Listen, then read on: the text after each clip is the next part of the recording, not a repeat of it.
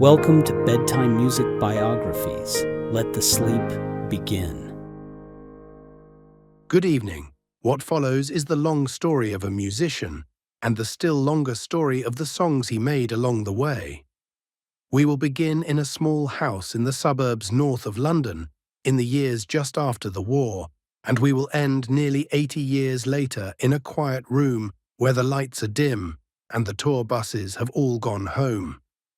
In between, there will be a great many records, a great many cities, a great many people, some lost, some found, some held on to for a lifetime. There will also be some hard passages. There is no version of this story that does not have hard passages, and we will move through them at the same pace as the rest, calmly, without hurrying, without lingering, the way a river moves around a stone. You can let it wash over you. You do not have to hold on to the dates. You do not have to remember the names. The album titles will come and they will go, and another album will follow. Some of the songs you will know already, the way you know the shape of a familiar room in the dark, and some you may not. And that is also fine. The voice will keep going either way. If you fall asleep before the end of the first chapter, the voice will still be there, working through the records, telling you what was made and what was happening around it. And you will wake into a world in which Elton John has lived a long and complicated life and has come, by stages, to a kind of peace. So settle in. Let your shoulders drop. Let the day go.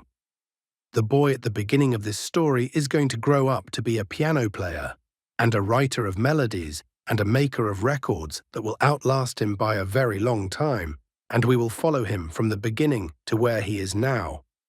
There is no rush, there is no test, there is only the story and the music underneath it, and the slow, even movement of one sentence into the next. Chapter 1. Pinner and the Royal Academy. He was born Reginald Kenneth Dwight on the 25th of March, 1947, in a small semi-detached house at 55 Pinner Hill Road, in the northwest London suburbs, in a winter so cold it is still remembered in England as the worst of the century. His mother, Sheila, was 22.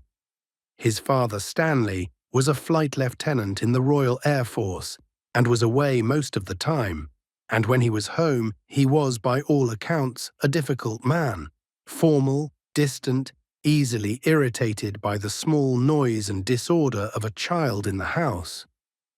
The marriage was unhappy in the way many post-war British marriages were unhappy, quietly and without resolution, and it lasted long enough to leave the boy with a permanent sense that he had to be careful, that approval was scarce and conditional, that the wrong note at the wrong moment could close a door for a long time. What the boy had, almost from the beginning, was an ear. The story his mother told for the rest of her life was that at the age of 3 or so, he sat down at the upright piano in the front room and picked out, by ear, a tune called The Skater's Waltz, which he had heard on the radio. The story may have been polished by retelling, the way family stories are, but the gift it described was real. By the time he was 5, he was playing the piano in a way that adults found uncanny. Not just hitting the right notes, but hearing what was underneath them. The harmonies, the way one chord leaned into the next. His grandmother, who lived nearby, would put on records by the popular British boogie-woogie pianist Winifred Atwell, and he would listen once, twice, and then go to the piano and play what he had just heard, not exactly, but recognizably, with his own small hands working out the bass line and the right hand finding the tune. He was, by the standards of post-war Pinner, a peculiar little boy. He was already heavy for his age and self-conscious about it, and he wore glasses, which he had not really needed at first, but had grown into wearing for reasons of his own. Perhaps because the boy he most admired on television, Buddy Holly wore them. He was shy in the wrong rooms and theatrical in the right ones. He read voraciously. He kept his records in alphabetical order. He had his mother's quick humor and his father's perfectionism, and the combination would shape him for the rest of his life. When he was 11, he won a Saturday scholarship to the Royal Academy of Music in London, which meant taking the train into the city every weekend to study classical piano with a teacher named Helen Piena. The scholarship was, in its way, the formal recognition that the gift was real. He stayed for 5 years. He did not love the discipline of it. He preferred to sight read or to play by ear, rather than to do the slow, patient work of memorizing a Chopin etude exactly as written. And his teachers noted his laziness as often as they noted his ability. But he was being trained, whether he loved it or not, in voice leading, in counterpoint, in the architecture of European music going back 200 years. He was learning, without quite meaning to, the vocabulary that would later let him sit down with a sheet of Bernie Taupin's lyrics and find the right chord changes in a quarter of an hour. What was happening at the same time, on the radio and in the cafes where he was beginning to spend his evenings, was the other education. American rock and roll had crossed the Atlantic. Little Richard, Jerry Lee Lewis, Ray Charles, Elvis Presley. The first time he saw a photograph of Jerry Lee Lewis pounding a piano with his foot up on the keyboard, something in him understood that this was also a way to play the instrument. Perhaps the way he had been waiting for. The skinny boy in glasses at the Royal Academy was, on the inside, beginning to imagine himself as someone else, someone louder and looser and less carefully spoken, someone American.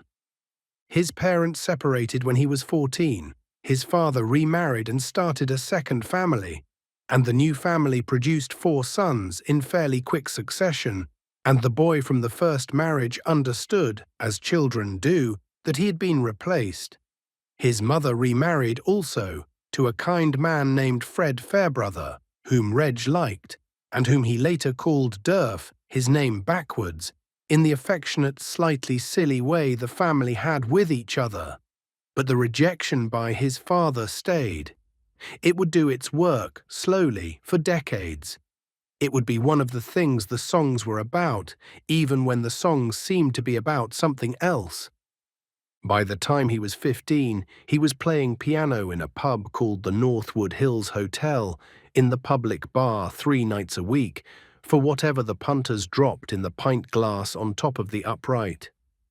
He played anything they wanted. Old music hall songs, sing-along standards, the popular hits of the day. His Winifred Atwell party pieces, Jim Reeves, and when nobody was paying attention, a little of the new American rock and roll. He learned in the public bar of the Northwood Hills the working musician's craft of reading a room. He learned how to hold an audience that had not come to see him. He learned how to keep playing when a glass got broken or a fight started. He learned, above all, that the piano could be a kind of social instrument, a thing that brought a roomful of strangers together for a few hours, and that this was a kind of work he was suited for. At 16, he left school, against the wishes of his father, and got a job as a tea-boy and errand runner at Mills Music, a publishing company in the West End. It paid almost nothing, but it was inside the music business, and he was inside it, fetching tea and running parcels and listening, all the time listening, to what came out of the offices and the demo rooms. In his evenings, he was already playing in a band of local boys called Bluesology, named after a Django Reinhardt tune, and Bluesology was beginning, by stages, to get real work. They backed visiting American soul and rhythm and blues acts on British tours. Major Lance, Patti LaBelle and the Bluebells, Doris Troy, the Drifters, the Ink Spots, Billy Stewart. The British circuit at the time required a house band who could read a chart, learn an act in a single rehearsal, and back anyone who came through town for a week, and Bluesology became one of the bands that did this work. Reg Dwight, 18 years old, on the Hammond organ in the back, learned to play soul music from the inside, watching it from 3 feet behind the singer. Then in 1966, the band became, formally, the backing band for Long John Baldry, the tall blues singer who had been one of the founding figures of the British blues scene and had given Rod Stewart his start. Baldry was a serious figure, and the Bluesology gig with Baldry was a step up. But it was also, in another way, the wall Reg Dwight ran into. He was the keyboard player, he was not the singer. He was not writing the songs. The songs were standards, and somebody else's, and the working life of a sideman in a touring blues revue was beginning to feel, for a young man with very specific ambitions, like a closing door. In 1967, somewhere on the road with Long John Baldry, he made the decision to leave. He did not have a plan. He had a piano gift, a quick ear, a thorough working knowledge of 3 or 4 genres of popular music, and the encouragement of nobody in particular. What he had heard was that Liberty Records, an American label with a London office, was looking for new singers. He answered the advertisement. The audition went badly. He sang 2 Jim Reeves songs, badly, in a voice that was not yet his own. The man at Liberty, an A&R man named Ray Williams, was kind enough not to send him away with nothing. He gave him a brown manila envelope, sealed full of lyrics, and said, more or less, "You cannot sing your way out of this room, but you might be able to write your way out of it. And here are some words from a boy in Lincolnshire who answered the same advertisement and cannot find a tune to put them to. See what you can do with these." The boy in Lincolnshire was Bernie Taupin. Chapter 2. Liberty Records and the Answered Addy. He took the envelope home. He opened it on the floor of his mother's flat in Frome Court, in Pinner, where he was still living, and read through the pages, and what he found there was unlike anything he would have written himself. The lyrics were Western and pastoral and full of names he did not know. Small American towns, men in dusters, women named Mary Bell, mountains and rivers that the writer had clearly never seen. The writer was 17 years old and had been raised on a farm in the village of Ownby by Spittal in Lincolnshire. In the flat agricultural country south of the Humber, and he had spent his adolescence reading Steinbeck and listening to Marty Robbins and the band, and what was coming out of him onto these typed pages was a vision of an America assembled entirely from books and records, an imagined country, a place that did not quite exist anywhere except in the songs of homesick Englishmen. What Reg Dwight noticed, sitting on the floor reading them, was that the lyrics were already songs. They had a shape, they had verses and choruses and bridges, even if the writer had not labeled them. They had the natural cadences of speech, with the stresses falling in the right places for a melody to sit on. And they had, underneath the imagery, an emotional honesty that reached across the gap between Pinner and Ownby by Spittal and said something a young man in the suburbs could understand. He sat down at the piano in the front room and began, almost immediately, to set them to music. The working method that emerged in those first afternoons would not change for the next half-century. Bernie wrote the lyric first. He did not write to a melody.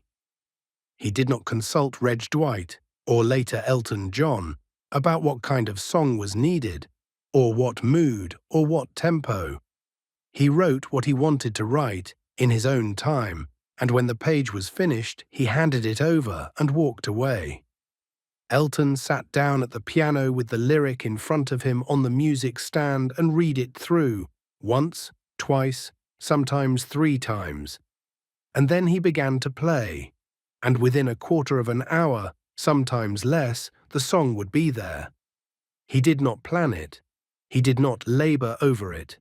He found the chord changes the way other people find the right word in a sentence, by trying one and feeling whether it was right, and if it was not right, trying another, very fast, until the line of the lyric had the line of melody underneath it, and the two could be heard as one thing.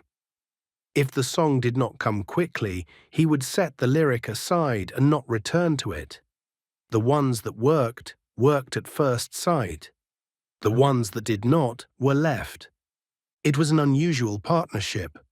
Most songwriting partnerships involved the two writers in the same room, going back and forth, the lyricist trying out a line, the composer suggesting a change, the song built collaboratively. The Lennon-McCartney partnership, the Goffin-King partnership, the Bacharach-David partnership, all of them, in their different ways, depended on the two writers being in physical proximity and making the song together.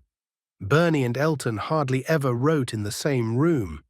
In the early years, they shared a bunk bed in Reg's mother's flat, and they were, in a sense, never apart, but the actual writing happened separately. Bernie typed in one room, Elton played in another. The song met them in the middle. There is a question that gets asked of this method, which is how Bernie's lyrics could be set so quickly, with so little revision, by someone who had not been part of writing them. The answer, as best as anyone has been able to reconstruct, is that Bernie wrote in a way that made room for the music. His lines had the natural meter of folk songs and of the country and Western music he had grown up on. They did not over-specify. They left harmonic decisions to whoever was setting them.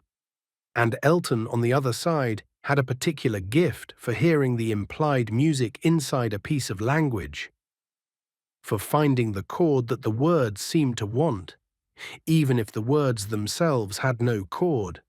The two of them, working separately, were each making space for the other. Liberty Records did not know what to do with them. The songs they wrote in 1967 and 68 were uneven, sometimes embarrassing. They were two young men learning their craft in public. And Liberty quietly let them go. They moved to Dick James Music, a publishing company that had made its fortune on the Lennon-McCartney catalogue, and Dick James paid them a small weekly retainer to write songs for other people. They turned out demos by the dozen. Most of them were rejected. A handful were placed. Lulu recorded one. Engelbert Humperdinck recorded one. The songs were professional and forgettable, and not, by any honest accounting, the work of two writers who would later be remembered for it. They were apprentice songs. Both men were learning, by writing badly, how to write better. In the meantime, Reg Dwight was choosing a name. He did not want to be a recording artist under his own name. Reg Dwight was the name of the boy his father had not approved of, and he was looking for a way out of it. Around late 1967, on the road with Bluesology, he assembled the new name out of two of the band's other members. The saxophone player, Elton Dean, contributed his first name. Long John Baldry contributed his. Reginald Dwight, by stages, became Elton John, and the new name came to feel, after a while, like the right one, like a name that had been there waiting for him to pick it up. The first album under that name, called Empty Sky, came out in June of 1969. It was recorded in the basement studio at Dick James Music by an engineer named Steve Brown in conditions that were less than professional. The songs were promising, the production was thin, the arrangements were homemade. Empty Sky did not chart, it did not sell. It is now, in retrospect, an interesting record, a portrait of two writers a year away from being able to do what they were about to be able to do, but at the time it landed without much sound. What changed everything was the decision, made jointly by Dick James and Steve Brown, to send the next record to a real producer in a real studio, with a real arranger. The producer was Gus Dudgeon. The arranger was Paul Buckmaster.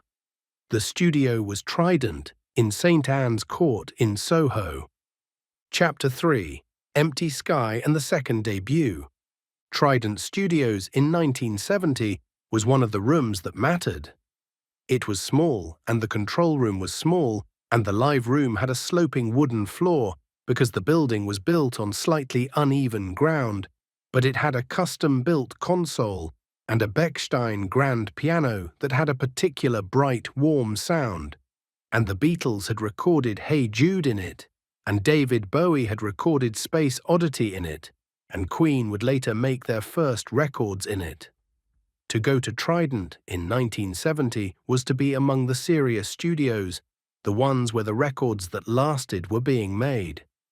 Gus Dudgeon was a producer in his early 30s who had, the year before, produced Space Oddity for David Bowie and given that record its strange floating sound. He was a careful, meticulous, unflappable man who understood arrangement as well as he understood engineering, and who had a particular gift for getting the best out of singers who did not yet know what their best sounded like.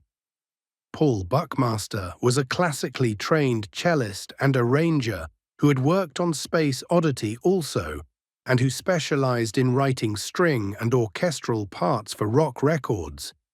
Parts that did not just decorate the song, but seemed to push it along, that gave it weight and direction.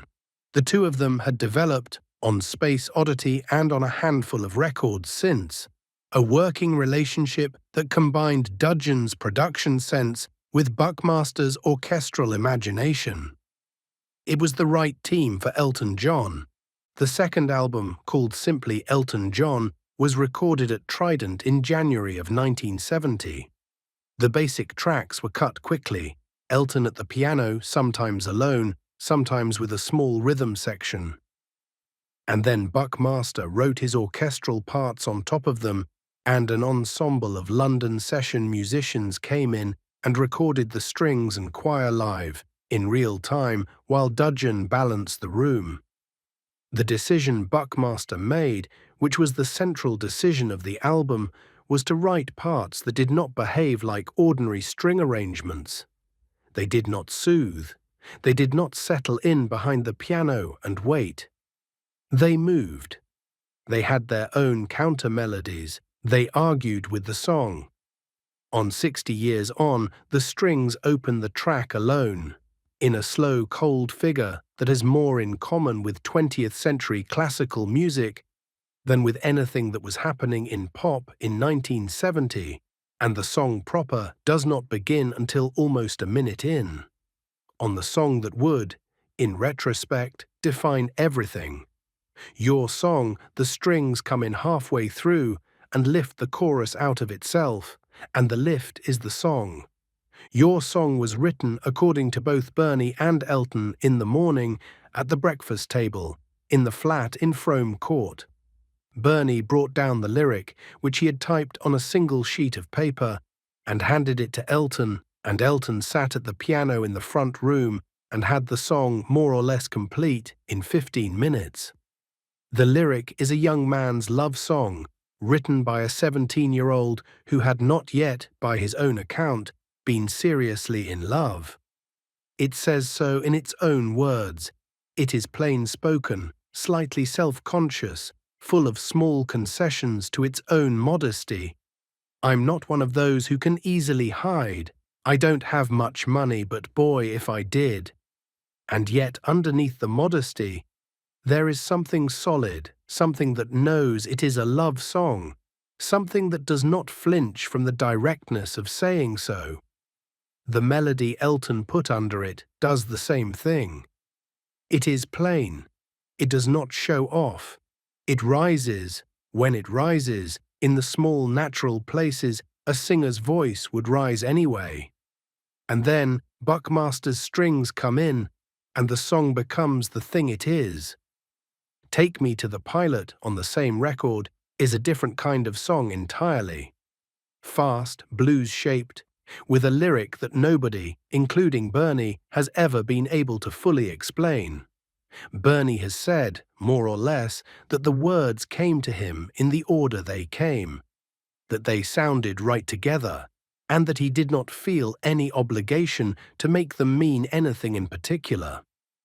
The Border Song, with its closing line about brotherhood, was the first Elton John song Aretha Franklin would later cover.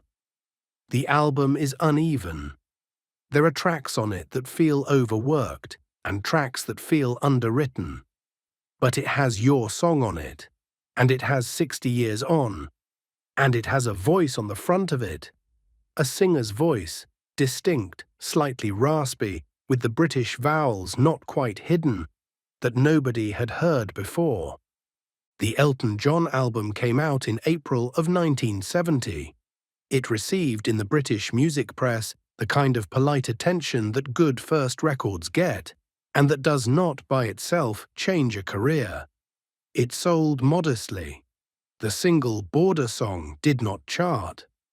What was needed in 1970 was the American breakthrough, and there is no formula for the American breakthrough. It comes when it comes.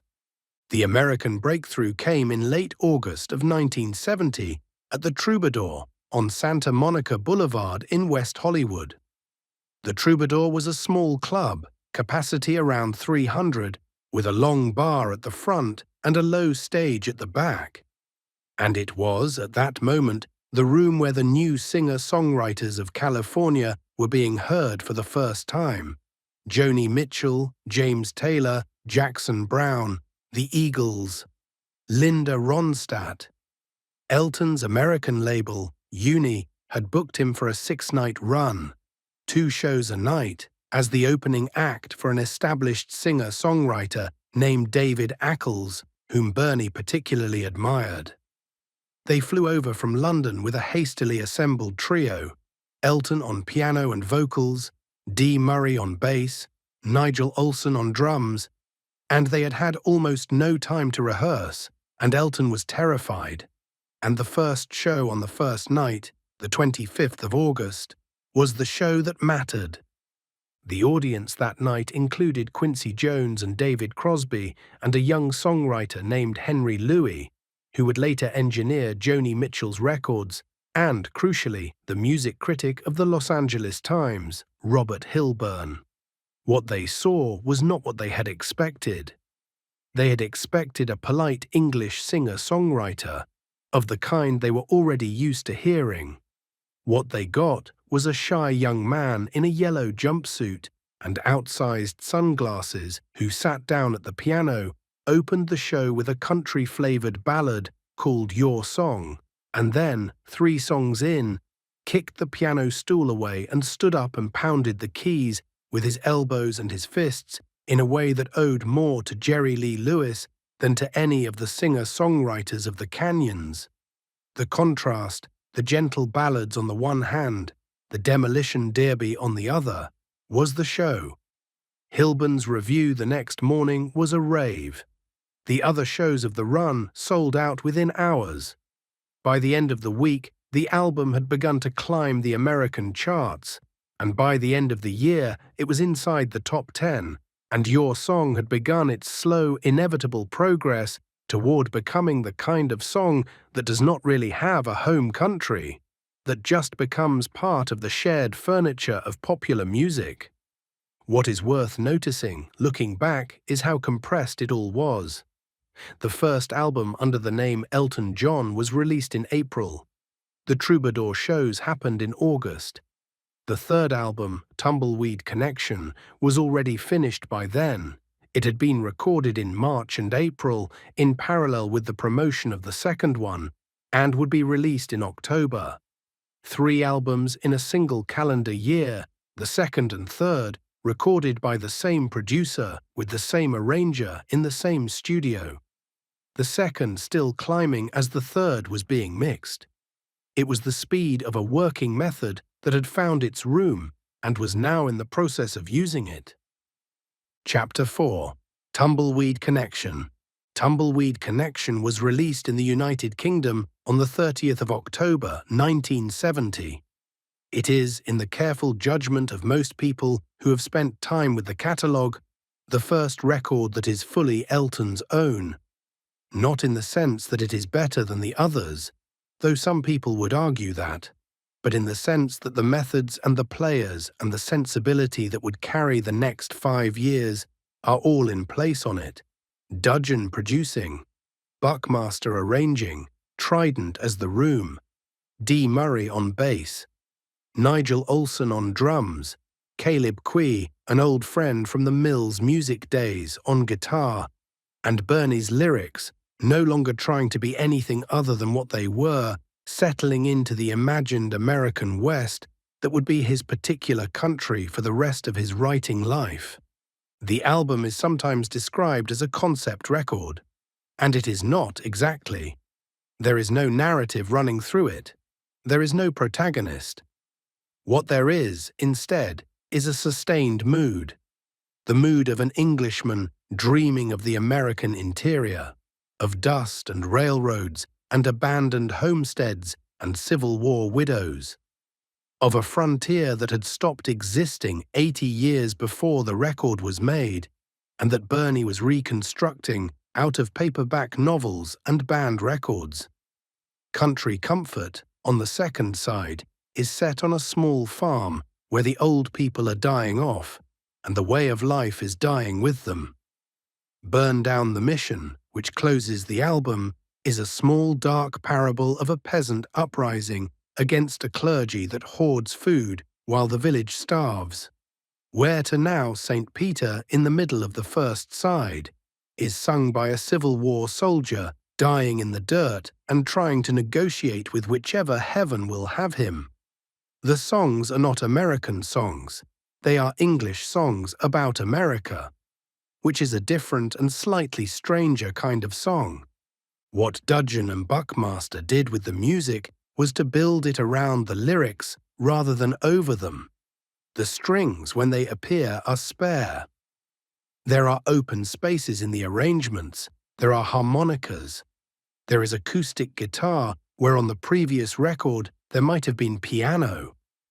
On Country Comfort, the production is almost rustic, you can hear the room, and the song breathes. On Burn Down the Mission, the arrangement builds slowly from a single piano figure at the beginning into a full orchestral and choral climax at the end, and the build is one of the most carefully constructed pieces of music on any record Elton would make in the 70s. Buckmaster's strings on the climax are not melodic. They are textural.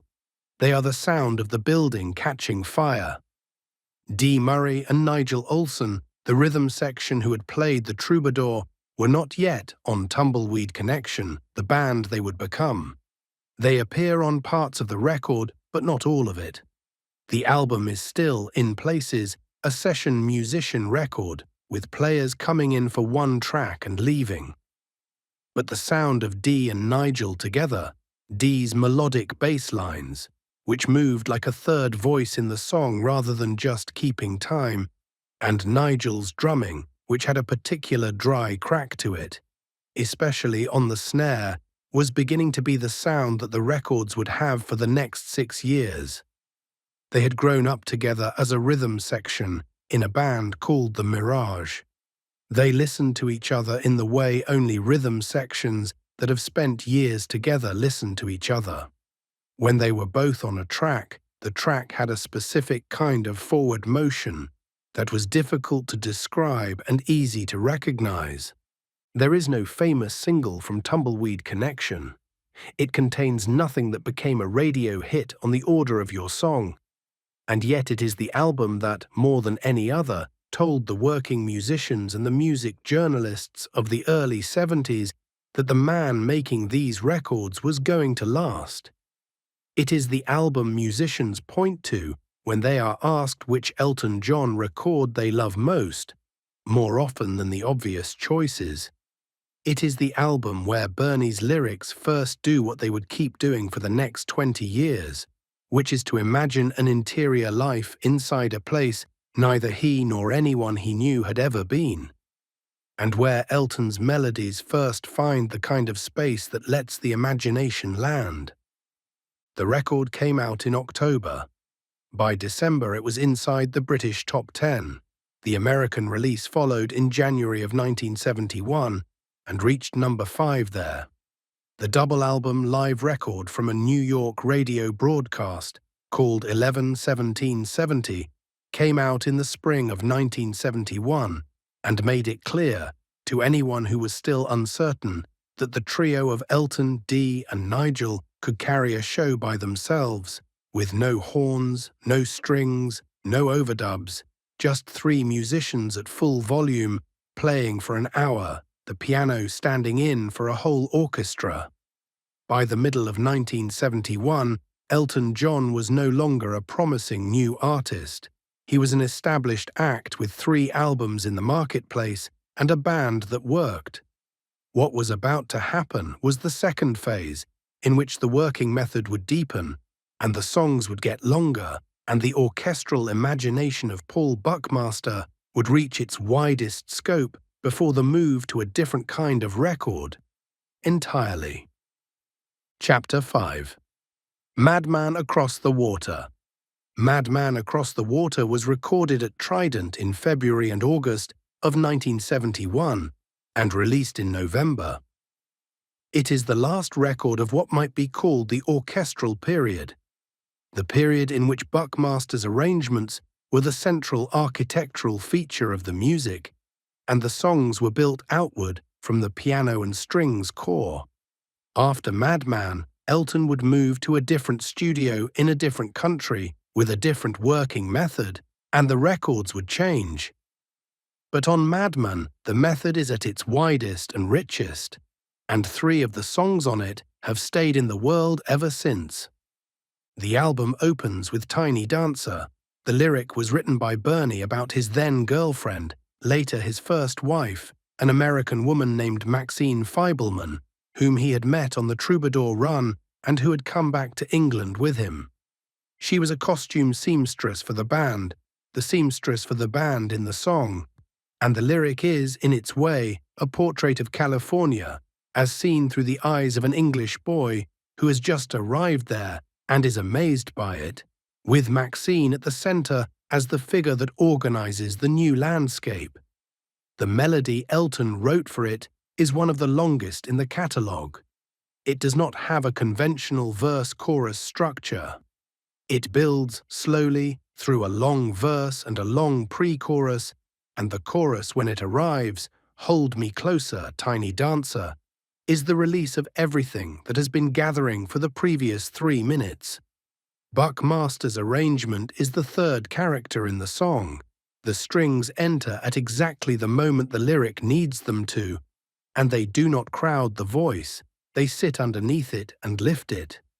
Tiny Dancer was not a hit when it came out. It was released as a single in early 1972 and reached number 41 in the United States and did not chart in Britain at all. It was considered at the time too long for radio, 6 minutes and 15 seconds.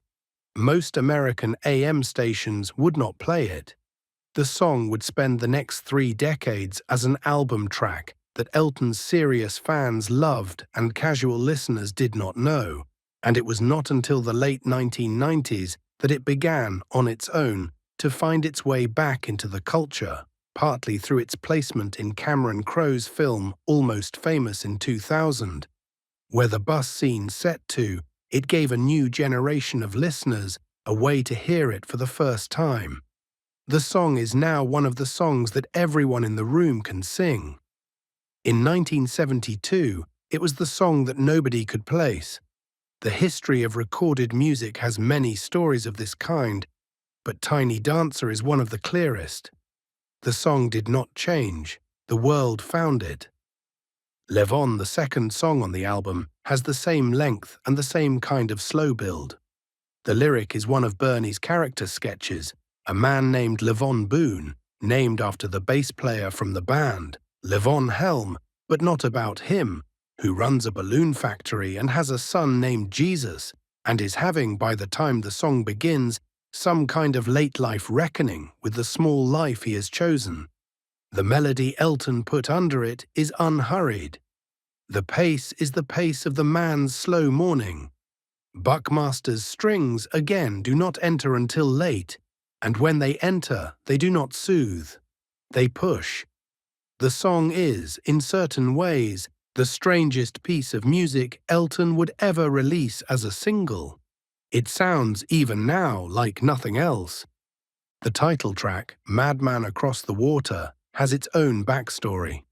The first version of the song was recorded in August of 1970 during the sessions for the second album and featured Mick Ronson, David Bowie's guitarist, on a long lacerating lead that took the song in a particular direction. Dudgeon and Elton, listening back, decided it was wrong for that record.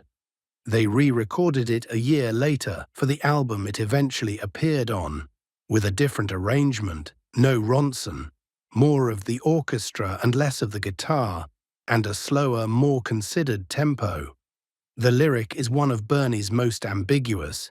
It has been read as being about Richard Nixon, and it has been read as being about a paranoid hospital patient, and it has been read as being about both, and Bernie has, over the years, declined to fix the meaning.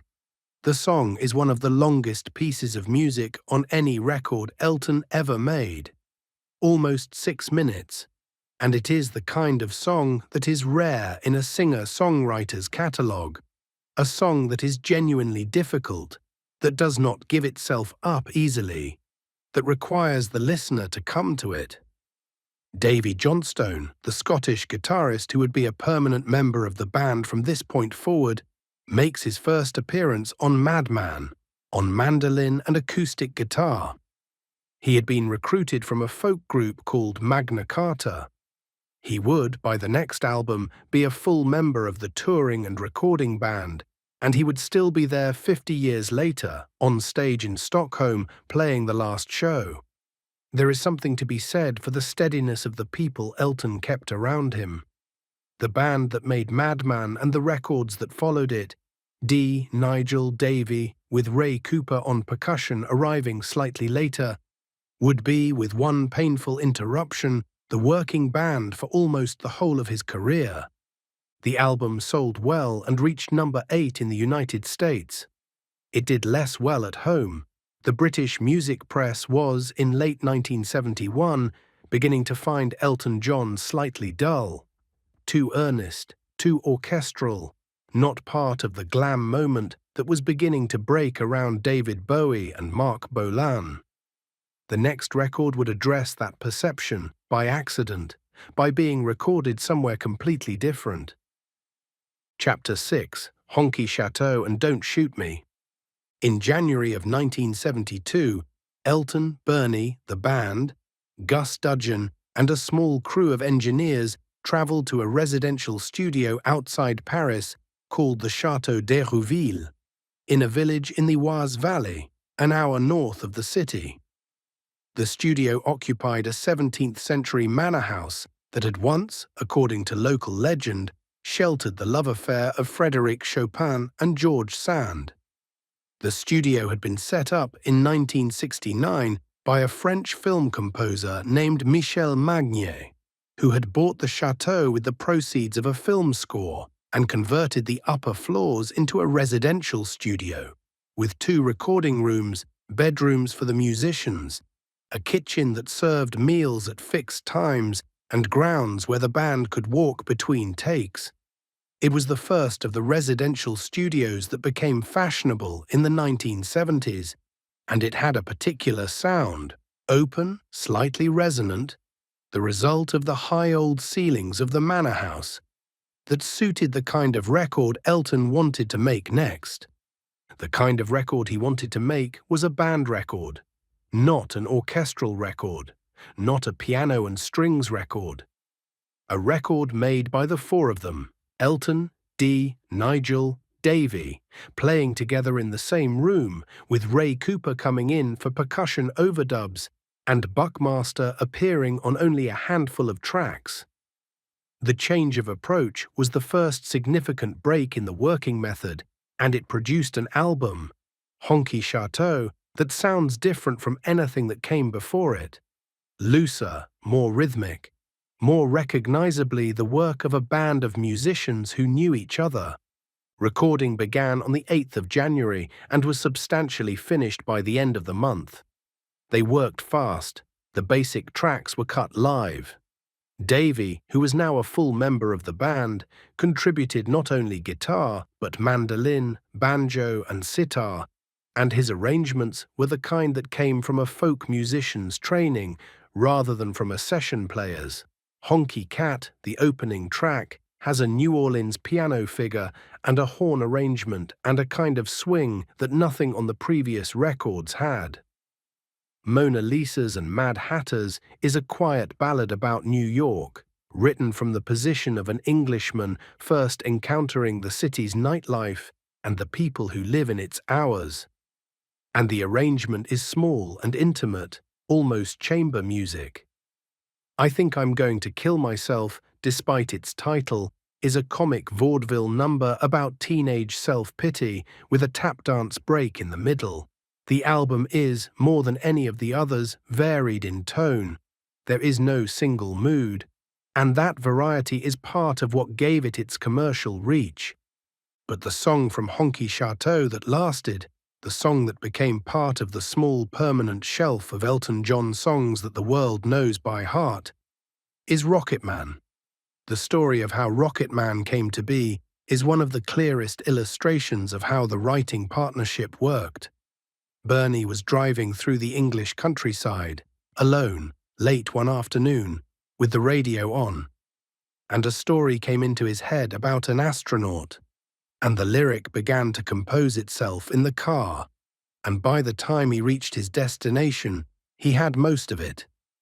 He has said in interviews that the song was partly inspired by a Ray Bradbury short story called The Rocket Man, from a collection called The Illustrated Man, in which an astronaut's son reflects on the strange, ordinary domesticity of his father's job. The way going to space had been turned by the time Bernie was writing into a kind of office work, with the men in the rockets thinking about their families and their lawns and their unfinished business at home rather than about the cosmos. The lyric Bernie wrote takes that quality and makes it personal. The astronaut in Rocket Man is not a hero. He is a working man, lonely, slightly resigned, missing his wife, doing a job that is also a sentence. Elton wrote the music in his mother's flat at Frome Court in something like 10 minutes, sitting at the upright piano with the lyric on the music stand. The chord progression he found is one of the simplest and one of the most effective he ever wrote. The opening figure, 3 descending chords in the right hand, with a bass note moving in a slow counter motion underneath, establishes the floating, weightless quality of the song before any words have been sung. When the band recorded it at the Chateau in January, the production decisions Dudgeon made gave it the rest of its sound. The slap-back echo on the vocal, the way the drums do not enter for almost a full minute, the synthesizer Davy brought in, an ARP that gives the song its unearthly cushion of sound underneath the chorus, the choice not to add strings until the very end. Every one of those decisions was a small one, made on the fly, in a room in a French manor house in January of 1972, and together they made a record that has not, in the 54 years since, sounded dated for a single one of them. Honky Chateau was released in May of 1972. It was the first Elton John album to reach #1 in the United States. It would not be the last. It opened a 5-record run from Honky Chateau through Captain Fantastic and The Brown Dirt Cowboy, in which every studio album Elton released debuted at or near the top of the American chart. And the run is the kind of run that is rare in popular music, and that, when it happens, marks the years it happens in. The next record arrived in January of 1973, less than a year later. Don't Shoot Me. I'm Only the Piano Player was recorded back at the Chateau in June of '72, immediately after Honky Chateau had been delivered. The title was taken from a sign Elton had seen in the front of an Old West saloon in a Marx Brothers film, and the cover photograph showed Elton and Bernie outside a cinema in pastiche period costume, like two characters in a film of their own. It was the first record on which the public Elton John, the showman, the costume, the pastiche, the high-spirited theatrical figure, was beginning to be visible alongside the songwriter Elton John of the early albums. The single from Don't Shoot Me, Crocodile Rock, was Elton's first American #1. It was a deliberate pastiche of the early 60s pop music both Elton and Bernie had grown up on. The falsetto la la la chorus is borrowed, almost note for note, from a 1962 record by an Australian group called Pat Boone Sings the Blues, and the whole song is a kind of nostalgic salute to a vanished idiom. It was not what serious critics wanted from Elton John. It was, to the people who had loved Tumbleweed Connection and Madman, a step backward into novelty. But it was a phenomenon. It sat at #1 in America for 3 weeks. It did not have any of the careful orchestration of the earlier records. It did not need it. It was a different kind of song. Daniel, the second single, was the song most listeners agreed worked. It is one of Bernie's more cryptic lyrics, about a Vietnam veteran going home to Spain, or so Bernie has said when asked, though the song does not announce its own subject, and the melody is one of Elton's gentlest. The arrangement uses a mellotron, the early tape-based keyboard that produced something close to an ensemble of strings and flutes, and the choice of that instrument, rather than a real string section, gave the song its slightly hollow, ghostly quality.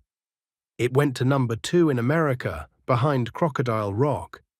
The two singles together made Don't Shoot Me one of the biggest albums of 1973. It had been recorded in just over 2 weeks. The pace by this point was extraordinary. 3 studio albums in 18 months, the second and third of them recorded in less time than most bands took to mix a single record. The touring schedule was running alongside the recording. The press was constant, and inside the speed of it, there was already, in early 1973, a sense in the camp that something larger was being prepared, that the next record was going to be the one that justified everything. They began work on it in May of 1973, originally in Jamaica, at a studio called Dynamic Sound in Kingston, and it did not go well at all. The piano was out of tune, the studio was understaffed, the political situation outside was uneasy. After a week of unproductive attempts, they abandoned the Jamaican sessions and moved the project back to the Chateau in France, and the record they made there, between May and June of 1973, was Goodbye Yellow Brick Road. Chapter 7. Goodbye Yellow Brick Road. The decision to leave Jamaica was made in late May. The decision to move to the Chateau was made within a day. Within a week, the band was reassembled in the Oise Valley, in the same rooms they had worked in twice already, and they began recording the album that would eventually be released as Goodbye Yellow Brick Road. They had with them, in addition to the working material from Jamaica, a stack of new lyrics from Bernie that had been written in something like 72 hours in a hotel room in Kingston while the rest of the band was packing to leave. 21 songs, 17 of them would make the record. There has been, in the years since, a great deal written about how Elton found the music for those 17 songs. The short answer given by Elton in many interviews is that he wrote them in the same way he had always written. In the same order he received the lyrics, sitting at the piano in the breakfast room of the Chateau, with the typed pages on the music stand, working his way through them at a pace of 3 or 4 songs a day. He has said that he wrote Candle in the Wind in 15 minutes, that he wrote Benny and the Jets in less than an hour, that the long opening sequence, Funeral for a Friend / Love Lies Bleeding, came together over 2 days. The pace was impossible by the standards of any other working method, and it was achievable only because the method had been refined over 4 years into something nearly automatic. Bernie's lyrics arrived in a form that suggested their own music. Elton's hands knew what to do with that suggestion. The album opens with Funeral for a Friend, which is an instrumental 11 minutes long in its full form that segues without a break into Love Lies Bleeding. Funeral for a Friend was Elton's idea. He had, he said later, often thought about what music he would want played at his own funeral, and the piece is what he would have wanted played at it. It begins with synthesizer textures, slow, unsettled, drifting, that owe more to Pink Floyd than to anything in Elton's prior catalogue. Then a piano figure enters, simple, in a minor key, and slowly accumulates around itself until the band comes in. Around the 4-minute mark, and the piece becomes a rock instrumental, with Davies' guitar building over Elton's piano, and the texture is the weight of a procession. Then, at exactly the right moment, the band drops out for a single bar and Davies' guitar plays the riff that opens Love Lies Bleeding. And the funeral becomes something else, faster, harder, a kicking back to life song, and the two pieces together, Funeral and Resurrection, make a single 11-minute opening sequence that no other Elton John record, either before or after, has tried to match. It is the most ambitious thing on the album. It is the most ambitious thing on any Elton John album. It was recorded essentially live, in 2 takes. Benny and the Jets, the song that became one of the album's most enduring singles, almost did not make it onto the record.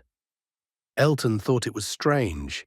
He did not think it would work as a single. The track, in the version they recorded at the Chateau, has a kind of stilted, clipped vocal delivery that Elton had developed for it, half spoken, half sung, as though the singer were addressing an imaginary fictional crowd of fashion-conscious club-goers, Benny, with her electric boots and her mohair suit, being a kind of glam rock cipher that Bernie had invented out of the air, possibly as a mild satire of the David Bowie and Roxy Music aesthetic that was at its peak in 1973. What turned the song into a hit was a production decision Gus Dudgeon made after the basic track had been finished. He overdubbed crowd noise, applause, whistles, scattered shouts, drawn from a recording made at a Jimi Hendrix concert at the Isle of Wight Festival, and he placed the noise underneath the vocal in a way that made the studio recording sound as though it were being captured live. The fake live audience was the song. Without it, Benny and the Jets is a strange, dry album track. With it, the song became one of the most played records on American radio in 1974. Detroit's WJLB, an R&B station, picked it up first, and the song crossed over from rock radio to black radio, and the crossover gave it a second life it would not otherwise have had. Candle in the Wind was written by Bernie about Marilyn Monroe. Bernie has been clear in many interviews over the years that he was not particularly attached to Monroe as a figure. He was using her as a stand-in for the larger phenomenon of celebrities who were destroyed by the apparatus of their own fame. Goodbye, Norma Jean. The lyric is one of his most direct, with very little of the elliptical imagery that characterizes some of his other work, and the melody Elton wrote for it is, accordingly, plain, almost folk song plain. The verse is a simple descending chord progression. The chorus opens up by a major third and lets the melody breathe. There is no orchestral grandeur. The arrangement is built around acoustic guitar and piano. Davies' guitar work on the track is some of the most restrained playing he ever did on an Elton John record. The song was a moderate hit when it was released as a single. It would, 24 years later, in a different form and for a different occasion, become the best-selling single of the recorded music era, but that is a chapter for later. Goodbye Yellow Brick Road, the title track, is one of Elton's most carefully constructed performances as a vocalist. The song uses in its chorus a falsetto that Elton was just beginning to access. He had not used it much on the earlier records, and the leap up into that falsetto on the line "So Goodbye Yellow Brick Road" is the dramatic center of the song. Bernie has said the lyric is about leaving show business, or about thinking about leaving it, and he has also said it is about a young man who has been sustained by an older lover and is now choosing to walk away. And both things are probably true at once. The song is one of Bernie's farewell songs, and one of his arrival songs, depending on how you read it. Saturday Night's All Right for Fighting is a different kind of song entirely. The kind of song Elton's road band could play hard, with Davy's guitar at the front and Nigel pushing the tempo from behind, and the whole thing built around a single hammering chord progression that does not modulate. The lyric is Bernie's invented memory of a working-class British Saturday night, all pubs and lager and parking lot fights, and the song became the kind of show opener it would remain for the next 50 years. There are also on Goodbye Yellow Brick Road the album track Sweet Painted Lady, the New Orleans-flavored Jamaica Jerk-Off, the autobiographical fragment This Song Has No Title, and the closing pair of All the Girls Love, Alice and Your Sister Can't Twist, but She Can Rock and Roll, which together suggest the breadth of what was being attempted. 17 songs, recorded at the Chateau over roughly 2.5 weeks, mixed at Trident in London in July and released in October of 1973 as a double album. It went immediately to #1 in both Britain and the United States. It would eventually be certified for sales of more than 30 million copies, and it remains, by most measures, the album of his career. Not necessarily his best, depending on whom you ask, but the one that sits in the middle of the catalogue like a planet around which the others orbit. It was, in retrospect, also the place where the working method began to strain. The pace had been impossible. The next 2 years would take it past possible, into the territory where things break. Chapter 8, Caribou and Captain Fantastic. In January of 1974, with Goodbye Yellow Brick Road still high on the charts, Elton, Bernie, the band, Dudgeon and Buckmaster traveled to Colorado to record the next album. The studio was Caribou Ranch, in the mountains above Boulder, owned by an American producer named Jim Guercio, who had built it to record the band Chicago. It was, like the Chateau, a residential studio, with the players living on the property for the duration of the sessions. But unlike the Chateau, it was not a converted manor house in a continental valley. It was a working ranch in the Rocky Mountains at 8,000 feet of elevation, with thin air and snow on the ground, and a view from the studio control room of 3 of the great peaks of the Front Range. The sessions had been booked because of a hole in the touring schedule. Elton had 9 days to make a record before the next leg of the tour began, and the album that would become Caribou had to be finished, basic tracks and overdubs and vocals in those 9 days. It was not enough time. The album that resulted is, by general agreement and by Elton's own assessment in later interviews, one of the ones he is least satisfied with. The strain shows. There are tracks on it that feel undercooked. Elton, who was already finding the touring exhausting, was singing in conditions that the altitude made difficult. He has said he did not have the voice he wanted, especially for Don't Let the Sun Go Down on Me, which had to be saved in the mix by overdubbing the Beach Boys, Carl Wilson and Bruce Johnston, to harmonize the chorus, with Tony Tennille and Daryl Dragon also pitching in on the backgrounds. The song, with those harmonies, became one of the most enduring things on the record, and one of the highest singles of Elton's career. The Bitch Is Back, which opened the album, was a tougher, harder rock track than anything since the title track of the previous record, with a lyric Bernie wrote after his then-wife Maxine described, watching Elton come down the stairs in a foul mood one morning, that the bitch was back. There are good things on Caribou. There are also songs, like Solar Prestige, a gammon, that read in retrospect as filler. What was building, even in the strained sessions at Caribou Ranch, was the next record after that one. Bernie had been working, through 1973 and into '74, on a sequence of lyrics that were unlike anything he had written before. They were autobiographical. They were about him and Elton, specifically about the years before they were famous, the apprentice years at Mills Music and Dick James and the bunk bed at Frome Court. And they were intended to be read in order as a continuous narrative from the first song to the last. He had been thinking about the autobiographical concept records that the Beatles and the Who and the Kinks had made, and he wanted to make one for himself and Elton, but with the strict rule that the lyrics had to be set in chronological order, that the album, played from start to finish, would be a kind of musical autobiography of the partnership.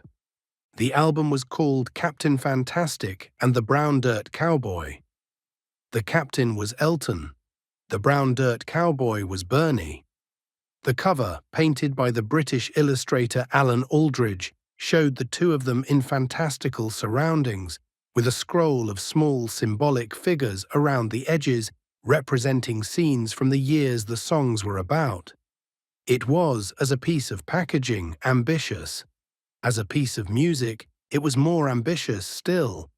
Recording began in June of 1974, back at Caribou Ranch, with the same band but with much more time available.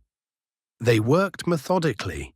Each song was approached as part of a sequence, with attention to how it would lead into the next one.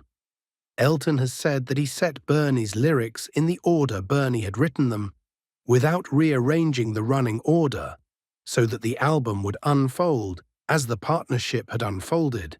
The opening song, Captain Fantastic and the Brown Dirt Cowboy, is a slow scene setter, the two of them, young in London at the beginning.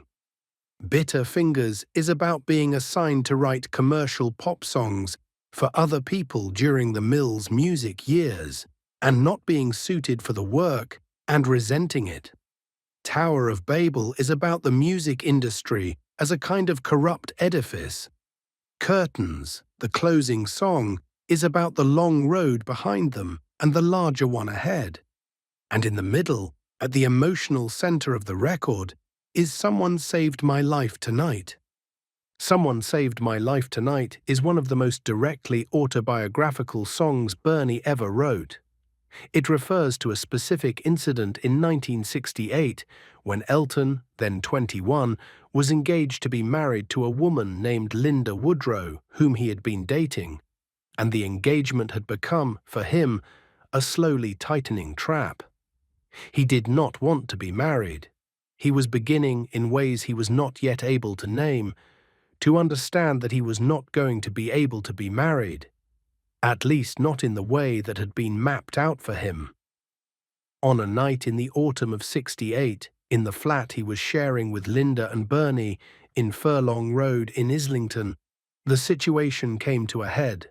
Elton tried to take his own life by sticking his head in the gas oven with the gas turned on, but with the windows open and a pillow under his knees and the gas at a low setting that was not going to kill anybody. It was, as Bernie has described it many times, a cry for help rather than a serious attempt, a young man's grief gesture, the gesture of someone who did not know what else to do. And the next day, Long John Baldry came to the flat for dinner, found Elton in the kitchen, talked to him for hours, told him he had to break the engagement, told him he had to leave Linda. told him the music was the thing that mattered. Sugar Bear in the song is Long John Baldry. He was the someone who saved Elton's life that night. The lyric does not name him, but Elton and Bernie both have in interviews since the song came out. The melody Elton put under that lyric is one of his most considered.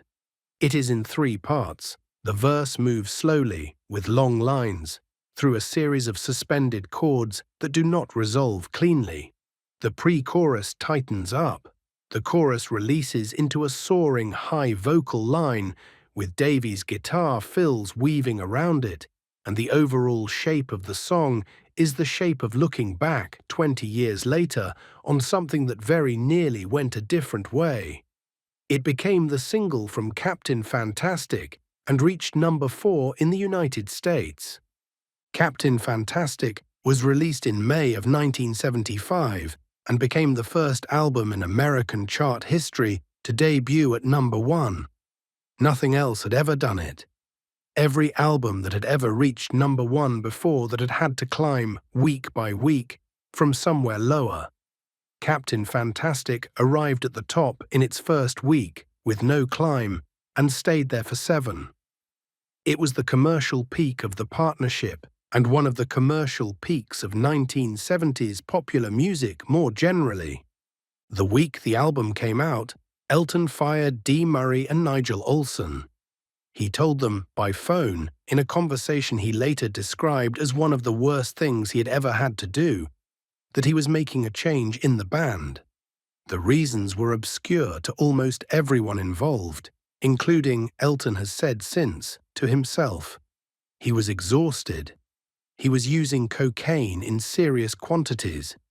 He was beginning to feel, after 5 years of non-stop work, that he needed to break things in order to survive. He has, in interviews, blamed bad advice from his manager John Reid. He has also taken responsibility more recently for having made the decision himself. Dee and Nigel learned about it on the phone. They had been the rhythm section on every Elton John album since the second one. They had been the rhythm section at the Troubadour. They had been the band on Tiny Dancer and Rocket Man and Benny and the Jets and Goodbye Yellow Brick Road, and Now Someone Saved My Life Tonight. They were dismissed in a single phone call. The same year, in October, Elton was scheduled to play 2 enormous shows at Dodger Stadium in Los Angeles, the first rock concerts in the venue since the Beatles in 1966. The shows had been built into a full week of celebration of Elton's American success. There was a parade. There was a star unveiled on the Hollywood Walk of Fame. The shows themselves drew 110,000 people across the 2 nights, with Elton in a sequined Dodgers uniform that Bob Mackie had designed, complete with cap and bat, hitting tennis balls into the crowd from the stage at the start of the second night's show. The photographs from those concerts are some of the most reproduced photographs in his career. They are also, looking at them now, photographs of a man who is about to come apart. The morning before the second of the Dodger Stadium shows, in his rented house in Beverly Hills, surrounded by family who had flown in from England, Elton swallowed 60 Valium tablets and threw himself into the swimming pool. The attempt was, again, less than fully serious in its mechanics. He was not deep enough to drown, and he was found within minutes, and he was awake and alert by the time the doctor arrived. But it was, in another sense, very serious indeed. He had reached the point at which the gap between the public Elton John and the private Reginald Dwight had become unsustainable. He had hidden it through the touring and the costumes and the work. The work had been doing its job. But the work could not keep doing its job forever, and at the swimming pool of the rented house in Beverly Hills, in October of 1975, the work began to fail. He played the second Dodger Stadium show that night. He flew home a week later. He went on. The records did not stop, but something had broken, and it would take 15 years to put it back together. Chapter 9, Rock of the Westies and the Rolling Stone Interview. The new band, the one that replaced Dee and Nigel, was assembled in the late summer of 1975 and recorded its first album with Elton at Caribou Ranch in July of that year. With Davey staying on from the old band and a percussionist named Ray Cooper, who had been part of the touring band for 2 years already, given a more central role. The new bass player was an American named Kenny Passarelli. The new drummer was Roger Pope, an old friend from the very early days who had played on Empty Sky. The new keyboard player, brought in to handle synthesizers and second piano, was James Newton Howard, who would later become one of the most successful film composers in Hollywood. The album they made together was called Rock of the Westies, the title taken from Elton's nickname for the new band. The record came out in October, 3 weeks after the Dodger Stadium shows, and it reached #1 in America, Elton's third #1 album in 14 months. It is, like Caribou before it, a record that the catalogue has not been entirely sure what to do with. It is harder than the records before it. It is more rhythmic. There is more guitar, and the guitar is louder. It does not contain a song that anybody, including Elton, would put on a list of his 10 greatest songs. Island Girl, the single, became Elton's 4th American #1. And it has aged less well than almost anything else he ever made. The lyric by Bernie is about a Jamaican sex worker in New York, and the way it handles its subject is of its time, and the time has not been kind to it. The album's better songs are deeper in. Grow Some Funk of Your Own, which Elton wrote with Davy Johnstone and Bernie, has a tighter rhythmic feel than most of the band records of the previous 3 years. Hard Luck Story has the same. Feed Me is one of the strangest pieces of music Elton recorded in the 70s. All loose-limbed groove and shouted vocal. The album as a whole is the sound of a band, rather than a singer-songwriter and his accompanists. And the sound is sometimes startling and sometimes a little lost. Behind the records, behind the touring, behind the steady commercial success of the autumn of 1975, the personal life was disintegrating. The cocaine that had begun during the Caribou sessions of 74 as a working aid for an exhausted singer was now, by the autumn of 75, a dependency. Elton has been candid in his autobiography and in many interviews since about how the addiction worked. He used cocaine to wake up. He used it to get to the venue. He used it in the dressing room before the show, and at the after party, and in the hotel room afterward, and at 4 in the morning when he could not sleep. He combined it with alcohol. He developed around the same period an eating disorder, bulimia, that he would describe years later as the symptom of a person who had no other way of feeling control over his own body. He was overweight. He was hating his appearance. He was, in his own description, performing a version of himself on stage every night that had less and less to do with the version of himself in the hotel room afterward. And the gap between the two was widening into something neither could cross. The closeted years had been arranged the way most closeted lives in show business were arranged in the 1970s, by silence, by misdirection, by carefully placed press coverage about girlfriends who did not really exist as girlfriends, by a great deal of energy spent on what was not said. John Reid had been Elton's manager since 1970 and his lover since 1971. The relationship as a romantic partnership lasted only a few years. They were not by the mid-70s romantically involved anymore, but Reid remained the manager. With comprehensive control over the business affairs of the singer he had once been with. And the arrangement was the kind of arrangement that becomes more complicated rather than less complicated as time goes on. In the summer of 1976, the journalist Cliff Jarre, on assignment for Rolling Stone, traveled with Elton during a brief tour and conducted a long series of interviews. The piece ran in Rolling Stone's issue dated October 7, 1976. It was the first time anyone had asked Elton on the record about his sexuality, and it was the first time he had answered. The exact words in the published interview were that he was bisexual.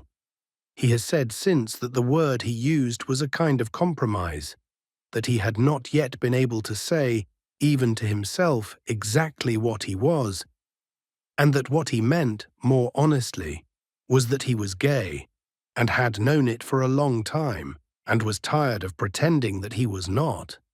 The British tabloids translated the careful phrasing of the Rolling Stone piece into something cruder and louder, and the American radio stations that had been playing his records on the heaviest rotation began in some cases to drop them. American sales of his records dropped notably and immediately. There is no way to know with certainty how much of the commercial decline of the next 2 years was caused by the Rolling Stone interview and how much was caused by the declining quality of the records Elton was making during the same period. But it is clear that the interview had a cost, and that Elton paid it, and that he paid it knowingly. He has said in his autobiography that he does not regret having said what he said. He has also said that the toll it took, in the months that followed, was heavier than he had expected.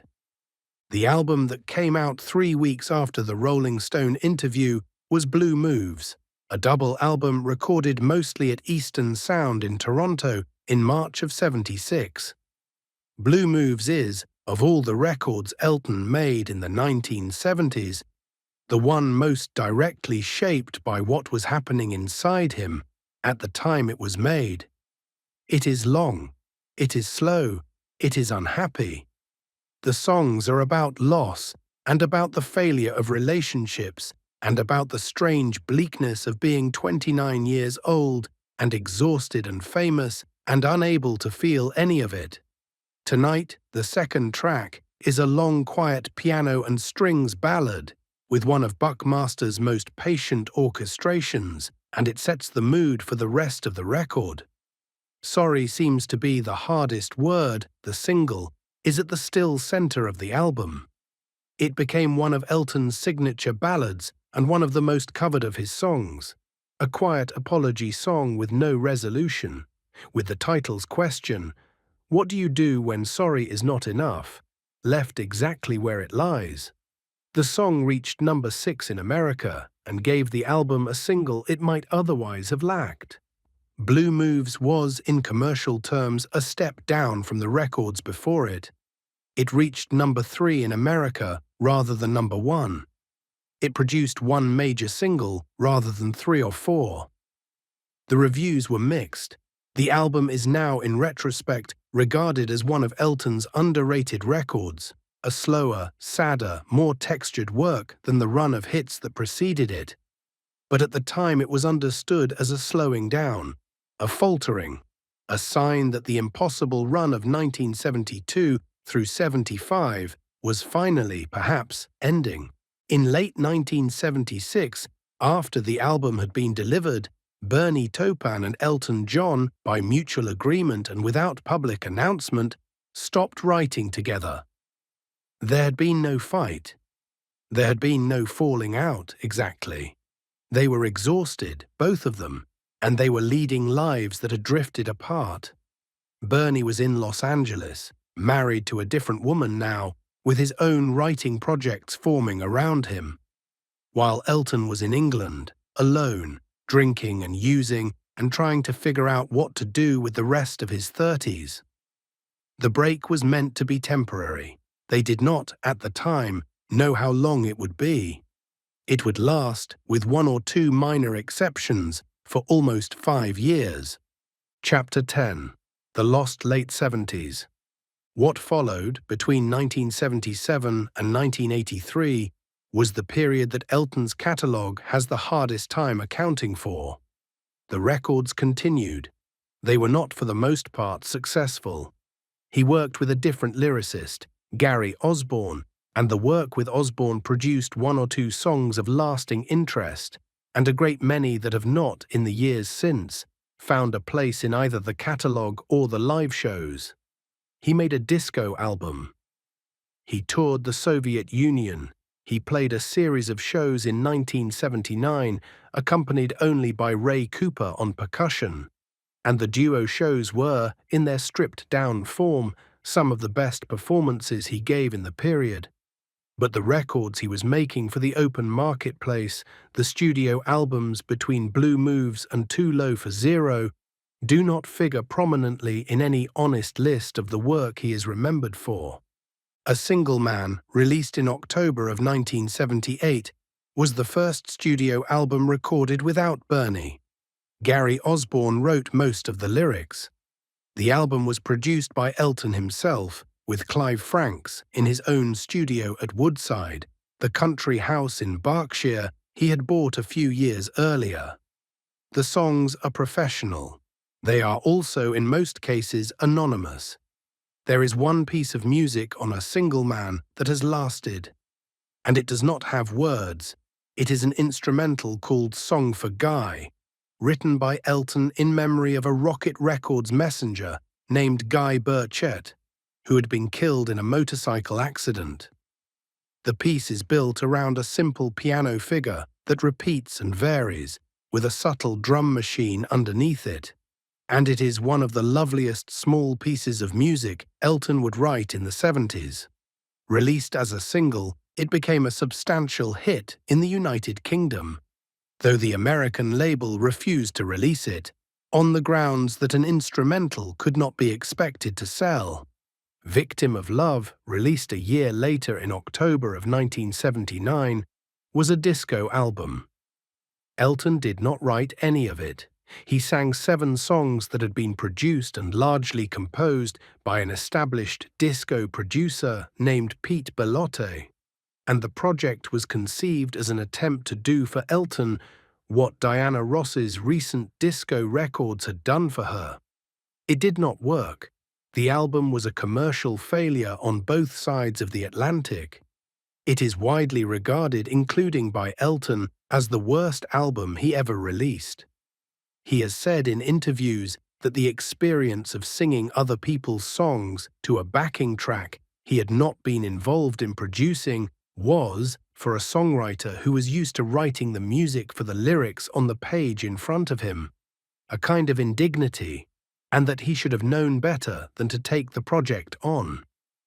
The reunion with Bernie began slowly in 1979 and gathered steam through 1980. They wrote together again on the album 21 at 33, released in the spring of 1980, a record that was a partial reunion. Bernie wrote some of the songs, Gary Osborne wrote others, the lyricist Tom Robinson wrote one, and the slow, steady work of the next 2 records, The Fox in 1981 and Jump Up in 1982, brought the partnership back to something like full operation.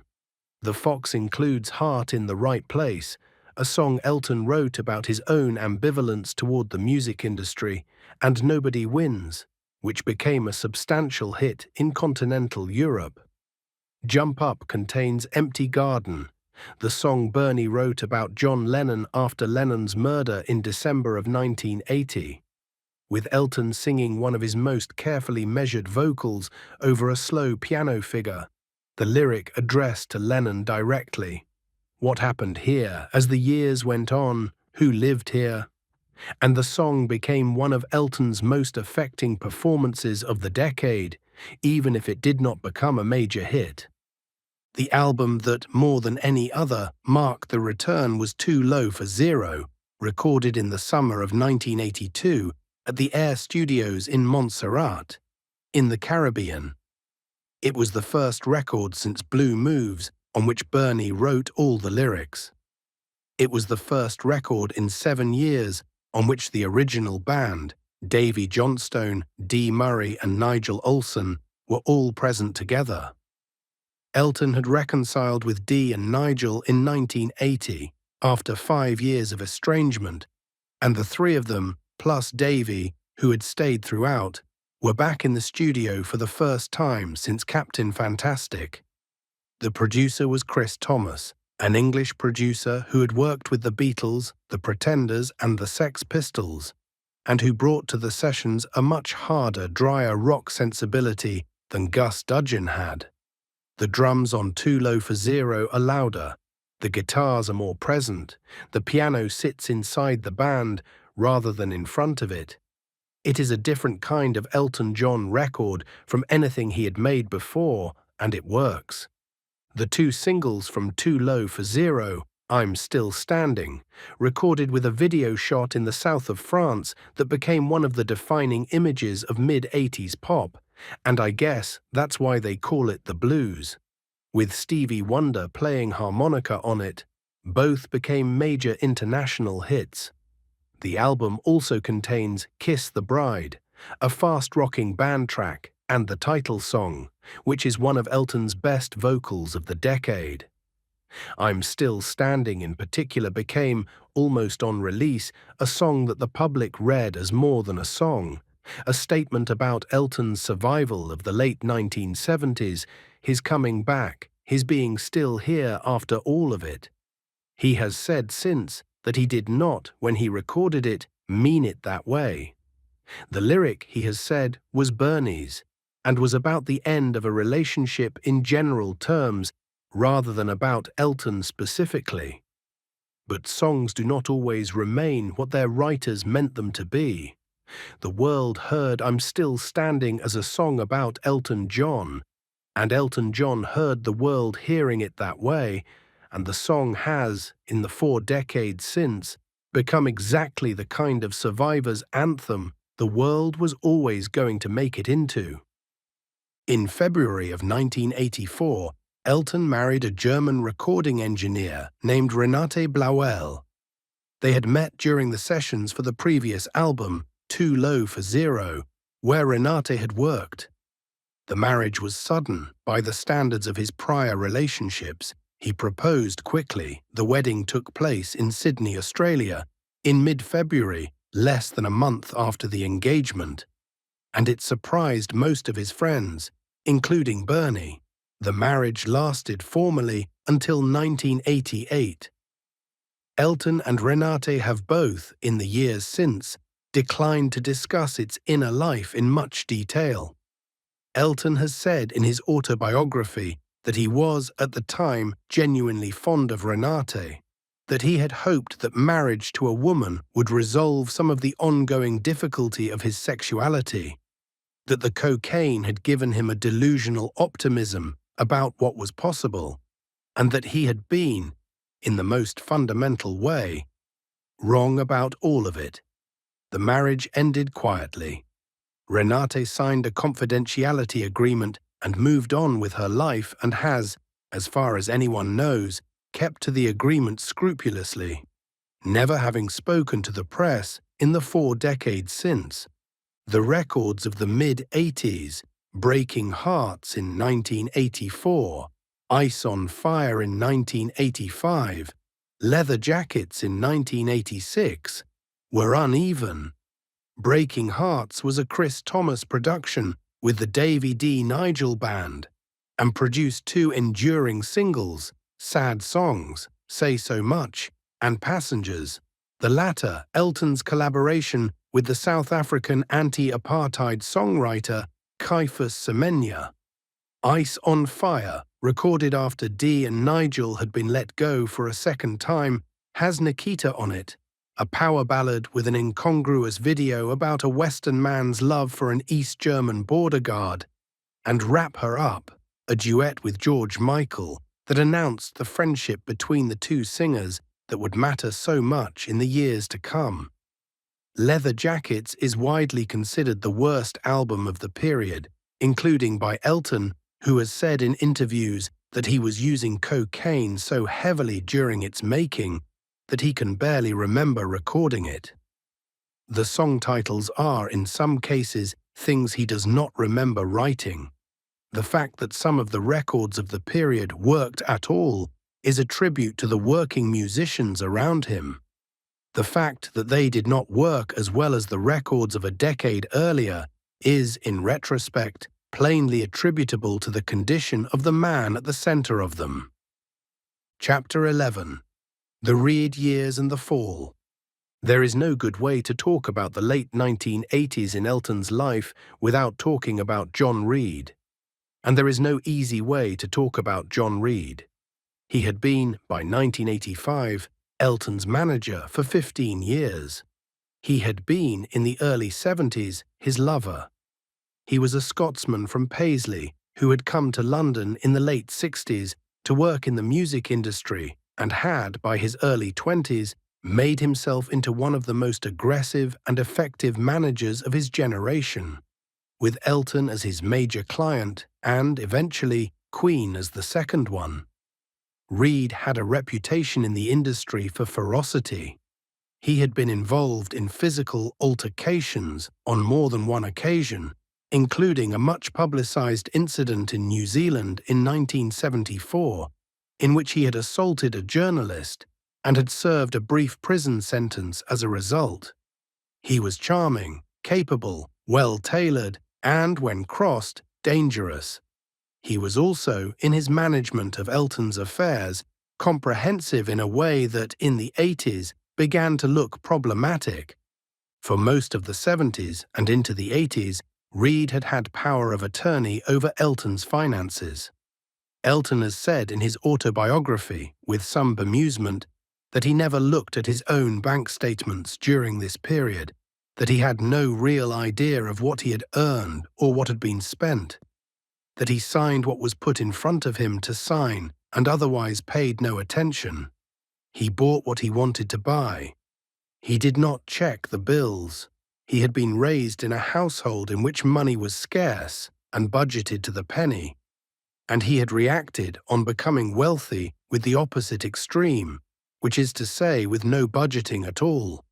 Reed managed the apparatus around him. The arrangement, while it lasted, suited both of them. It would eventually end in a long and acrimonious legal proceeding. That proceeding was still in the future. In the mid-80s, what was visible was the work, and the work was suffering. Elton's voice had begun to give him real trouble. By 1986, on the long tour de force run through Australia and New Zealand, he was developing nodules on his vocal cords. He was losing range. He could no longer hit the high notes that had been at the center of so many of the records. The falsetto on Goodbye Yellow Brick Road, the upper reaches of Tiny Dancer, the climb on Don't Let the Sun Go Down on Me. The Australian shows of late 1986 were, despite the vocal trouble, some of the most ambitious of his career. He toured with the Melbourne Symphony Orchestra, performing his catalogue with full orchestral arrangements, with James Newton Howard conducting. The performances were filmed, and the resulting album and video, called Live in Australia, captured both the ambition of the project and the strain in the singer's voice. He has said since that he was singing by the end of the run on willpower and cocaine, and that the voice was about to give out completely. In December of 1986, immediately after the tour ended, Elton entered hospital in Sydney for surgery on the vocal nodules. The surgeon was honest with him in advance. The surgery might solve the problem. It might also, depending on what was found, end his singing career altogether. The procedure went well in the technical sense. The nodules were removed. The voice, when it came back over the following weeks of rest and rehabilitation, was different than it had been before. The high range was, at least for the time being, gone. The voice that returned was lower, rougher, with a darker timbre. The voice that, for the next 40 years, would be the Elton John voice that most listeners now think of when they think of Elton John singing. The voice on the records before 1986 and the voice on the records after it are fundamentally two different instruments. The change was not entirely an unhappy one. The new voice had qualities the old one had not had. It could carry a weight of experience that the lighter-toned earlier voice had not been able to carry. Some of the best ballad performances of his life would be sung in the lower voice, on records still to come. Reg Strikes Back, released in June of 1988, was the first studio album recorded after the throat surgery. The title was both a wink at the Star Wars sequel of a few years earlier and a deliberate use of his birth name, and the cover photograph showed Elton in a fluorescent stage costume and oversized glasses, surrounded by a clutter of his own past stage outfits in a kind of self-mocking inventory of the public image he had spent the decade accumulating. The album reached number 16 in the United States and produced one substantial single, I Don't Wanna Go On With You Like That. It is not a record many people, including Elton, list among his strongest.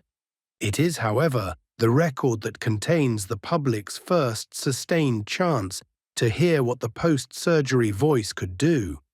The next year, in the autumn of 1988, Elton took a different kind of action that in retrospect marked the beginning of an interior change well before the public action of 1990 would announce it. He auctioned his collection. Sotheby's was engaged. The contents of his country house at Woodside in Berkshire were inventoried and catalogued.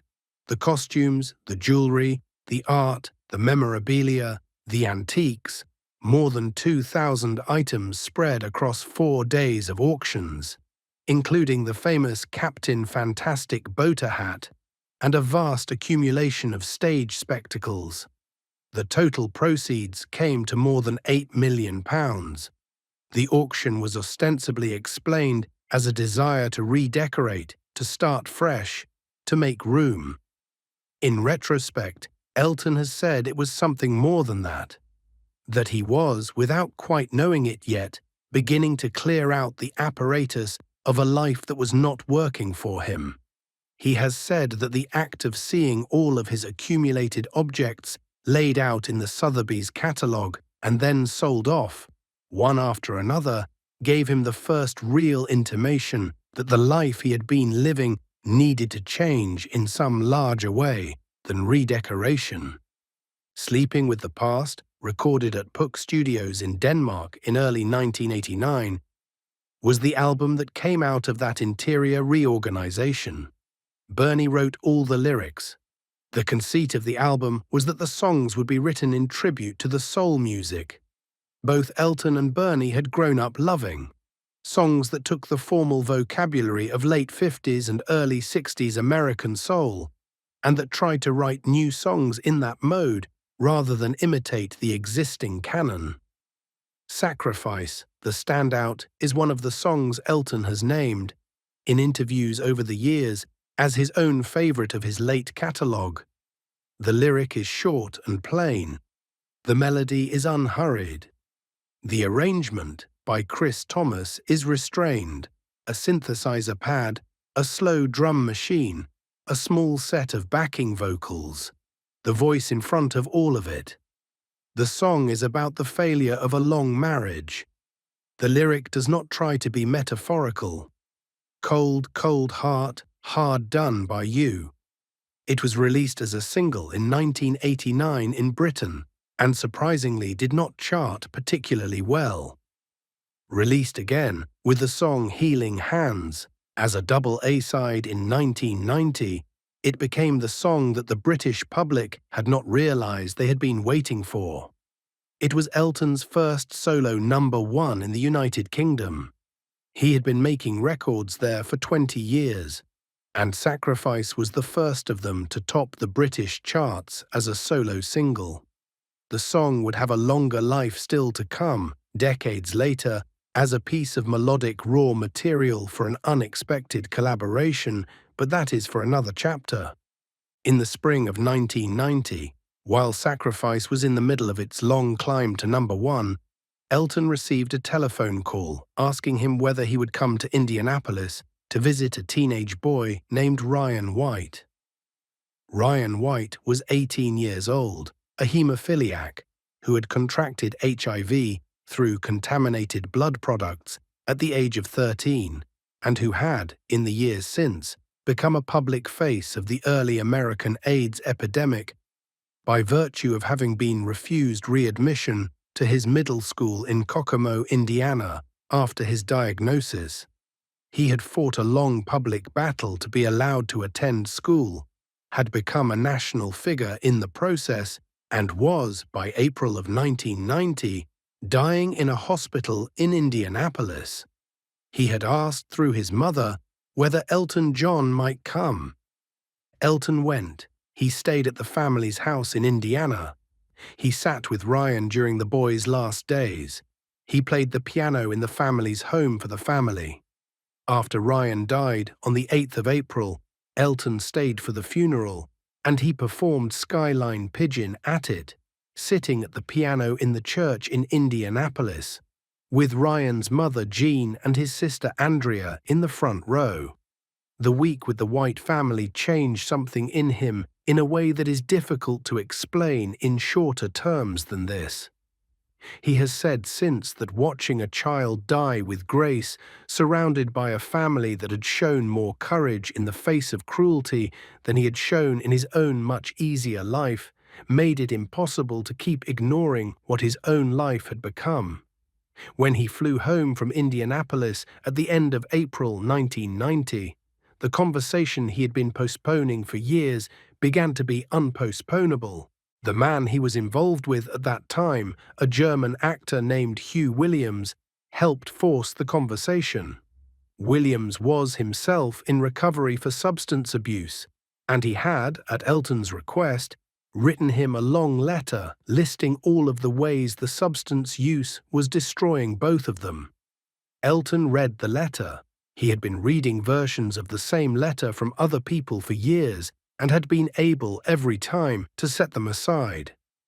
This time something had broken. He agreed to enter treatment. He chose Hazelden, a clinic in the small town of Center City, Minnesota, run on the principles of Alcoholics Anonymous, and specializing in long inpatient programs for people with multiple addictions. He flew to Minnesota in late July of 1990. He checked himself in. He was in the program for 6 weeks. He stayed in a shared room with 3 other patients. He did the work, the meetings, the journaling, the daily group sessions, the small chores assigned to every patient, and he did it without privilege, without his celebrity in the way, without the apparatus that had insulated him from ordinary life for 2 decades. He was 43 years old. He had been using cocaine almost daily for 15 years. He had been bulimic for almost as long. He had been drinking heavily in spurts for longer than that. By the time he came out of Hazelden in early September of 1990, he was clean and sober for the first time since his late 20s, and he would remain so for the rest of the decade and beyond. The longest sober run of his adult life, and the one that would shape everything that came after it. Chapter 12. The One and After. The first year of sobriety was, for Elton, the strangest year of his life. He has said in interviews that he had to relearn at 43 how to do almost everything. How to wake up in the morning, how to eat a meal, how to sit through a phone call, how to be alone in a room. The cocaine had been, more than anything else, a way of avoiding the experience of his own consciousness. And the consciousness, when it came back with 20 years of postponed feeling attached to it. He has said that he wept, in the first months after Hazelden, more than he had wept in the previous decade put together. He went to AA meetings every day, sometimes twice a day. He kept the rooms small. He did not, for some time, attempt to make any music at all. What he did do in 1991 was sing on a charity record. George Michael had, the previous year, recorded a duet version of Don't Let the Sun Go Down on Me with Elton, taped at a benefit show at Wembley Arena, and the recording was being released as a single with the proceeds going to AIDS charities. The recording reached #1 in both Britain and the United States. It was the first solo #1 single Elton had ever had on the American chart. The friendship with George Michael, a younger man, a closeted gay man at the height of his fame, struggling with his own dependencies, was one of the friendships that mattered most to Elton during the early sober years, and it would continue to matter for the rest of George's life. The first studio album of the sober period was The One, recorded in late 1991 and released in June of 1992. Bernie wrote all the lyrics. Chris Thomas produced.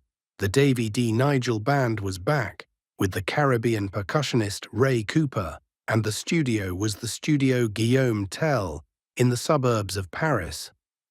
The album was the first record both Elton and Bernie had made completely sober at the same time in over 15 years. They had each, separately, gone through their own struggles with addiction during the 70s and 80s. Bernie had been sober somewhat longer than Elton by the time they came to The One, and the difference in their states was no longer a barrier to working together as it had been in the late 70s. The title song, which became the album's hit single, is a slow, patient ballad about late-arriving love, a kind of recognition song in which the singer realizes that the person beside him is the one he's been waiting for. The song does not announce its own subject too clearly. Bernie has said in interviews that the lyric was somewhat speculative, anticipatory, written before either he or Elton had quite found the people who would, eventually, fill the role the song imagined. The melody is one of Elton's most patient. The voice on the track is the post-surgery voice at its early best. Fuller, more measured, less acrobatic than the voice of the 70s, but with a depth the earlier voice had not had.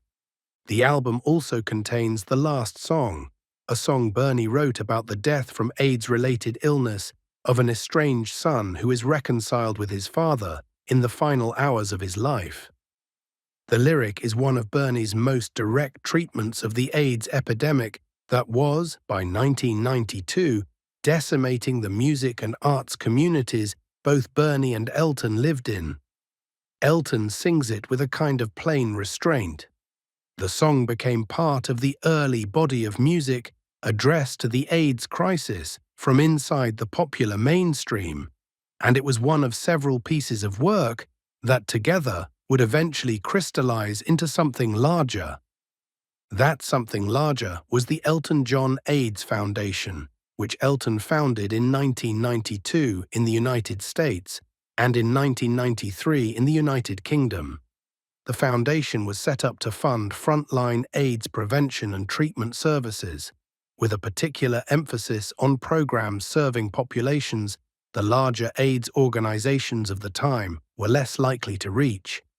Sex workers, IV drug users, men who have sex with men in countries where the epidemic was officially denied, prison populations, transgender communities. Elton has said in his autobiography that the foundation was the most concrete thing his sobriety had given him, a way of using the apparatus of his fame for something other than the maintenance of his own celebrity, a way of converting the public Elton John into an instrument for work that mattered. Over the years that followed, the foundation would grow into one of the largest privately funded AIDS organizations in the world, raising and dispersing more than $500 million over its first 3 decades. The annual Oscar viewing party in Los Angeles, which the foundation hosted from 1993 onward, became one of the major fundraising events of the American calendar. The work of the foundation became, by stages, one of the things Elton would later say he was most proud of. The mid-90s brought, alongside the foundation work, a new kind of opportunity that Elton had not particularly sought out. In 1992, the Walt Disney Company approached him about writing songs for an animated film they were developing, with the working title of King of the Jungle. The film would eventually be called The Lion King. The lyricist Tim Rice, with whom Elton had not previously worked, would write the words. The brief from the Disney music team was that the songs needed to advance the narrative of the film in the manner of musical theatre, while also working as standalone radio songs in the way Disney's recent string of musicals, The Little Mermaid, Beauty and the Beast, Aladdin, had succeeded in doing. Elton said yes, partly because his sponsor in AA had advised him that taking on a piece of disciplined work outside his usual idiom would be good for his early sobriety, and partly because the brief amused him. He had never written a piece of music to a story he was not free to ignore. The discipline of writing toward a fixed scene with characters whose voices were not his own turned out to suit him well. The 5 songs he wrote with Tim Rice for The Lion King, Circle of Life, I Just Can't Wait to Be King, Be Prepared, Hakuna Matata, and Can You Feel the Love Tonight were the songs that, in 1994, opened the second commercial peak of his career. The film was released in June of 1994. It became briefly the highest-grossing animated film ever made. Can You Feel the Love Tonight, in Elton's solo recording for the soundtrack, won the Academy Award for Best Original Song. The Lion King soundtrack album sold more than 10 million copies in its first year. Elton had, in his own description, written for hire, in a form he did not particularly understand at the start, and the result had given him the largest commercial success of his life since Goodbye Yellow Brick Road. The Disney songs would lead, over the next decade, to a series of further musical theatre commissions: Ada with Tim Rice in 1999, Billy Elliot with Lee Hall in 2005, Lestat in 2006. That would expand the catalogue into territories the singer-songwriter Elton John of the 70s would not have predicted. The studio records of the mid-90s, made between the Disney commissions, were of a different scale. Made in England, released in 1995, was the first album Elton had recorded with a producer named Greg Penny, who would work with him for several albums. The title track was a kind of late autobiographical statement, with a lyric by Bernie that lists, in plain recognizable detail, the things that had made the singer the man he was: the glasses, the closeted years, the working-class upbringing, the survival. The song became one of the better aging songs of the period. Believe, the album's first single, is a slow ballad in his lower voice with a string arrangement by George Martin. Yes, that George Martin, and a lyric by Bernie that turns on the idea of belief in love as something that has to be chosen rather than felt. The Big Picture, released in 1997, was a similar record in scale and ambition, with the single Something About the Way You Look Tonight, a slow piano ballad that reached the top of the charts in many countries. It was Something About the Way You Look Tonight that was the lead single, until events in late August of 1997 turned the song's intended release into something else. In the early hours of the 31st of August 1997, Diana, Princess of Wales, was killed in a car crash in the Pont de l'Alma tunnel in Paris.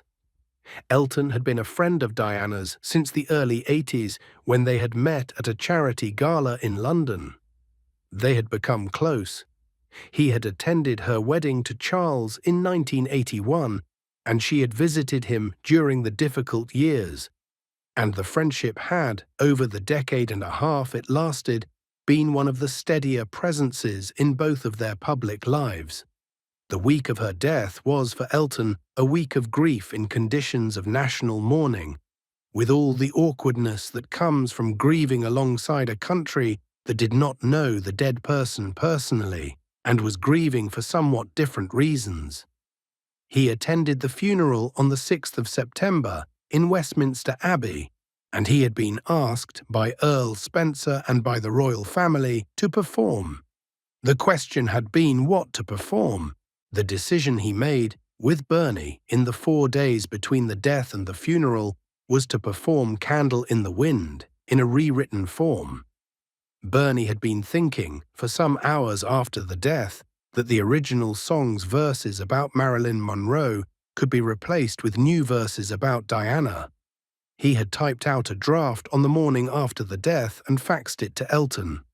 The new opening line, "Goodbye, England's Rose," recast the song from a song about a Hollywood actress destroyed by celebrity into a song about a princess destroyed, in some sense, by the same apparatus.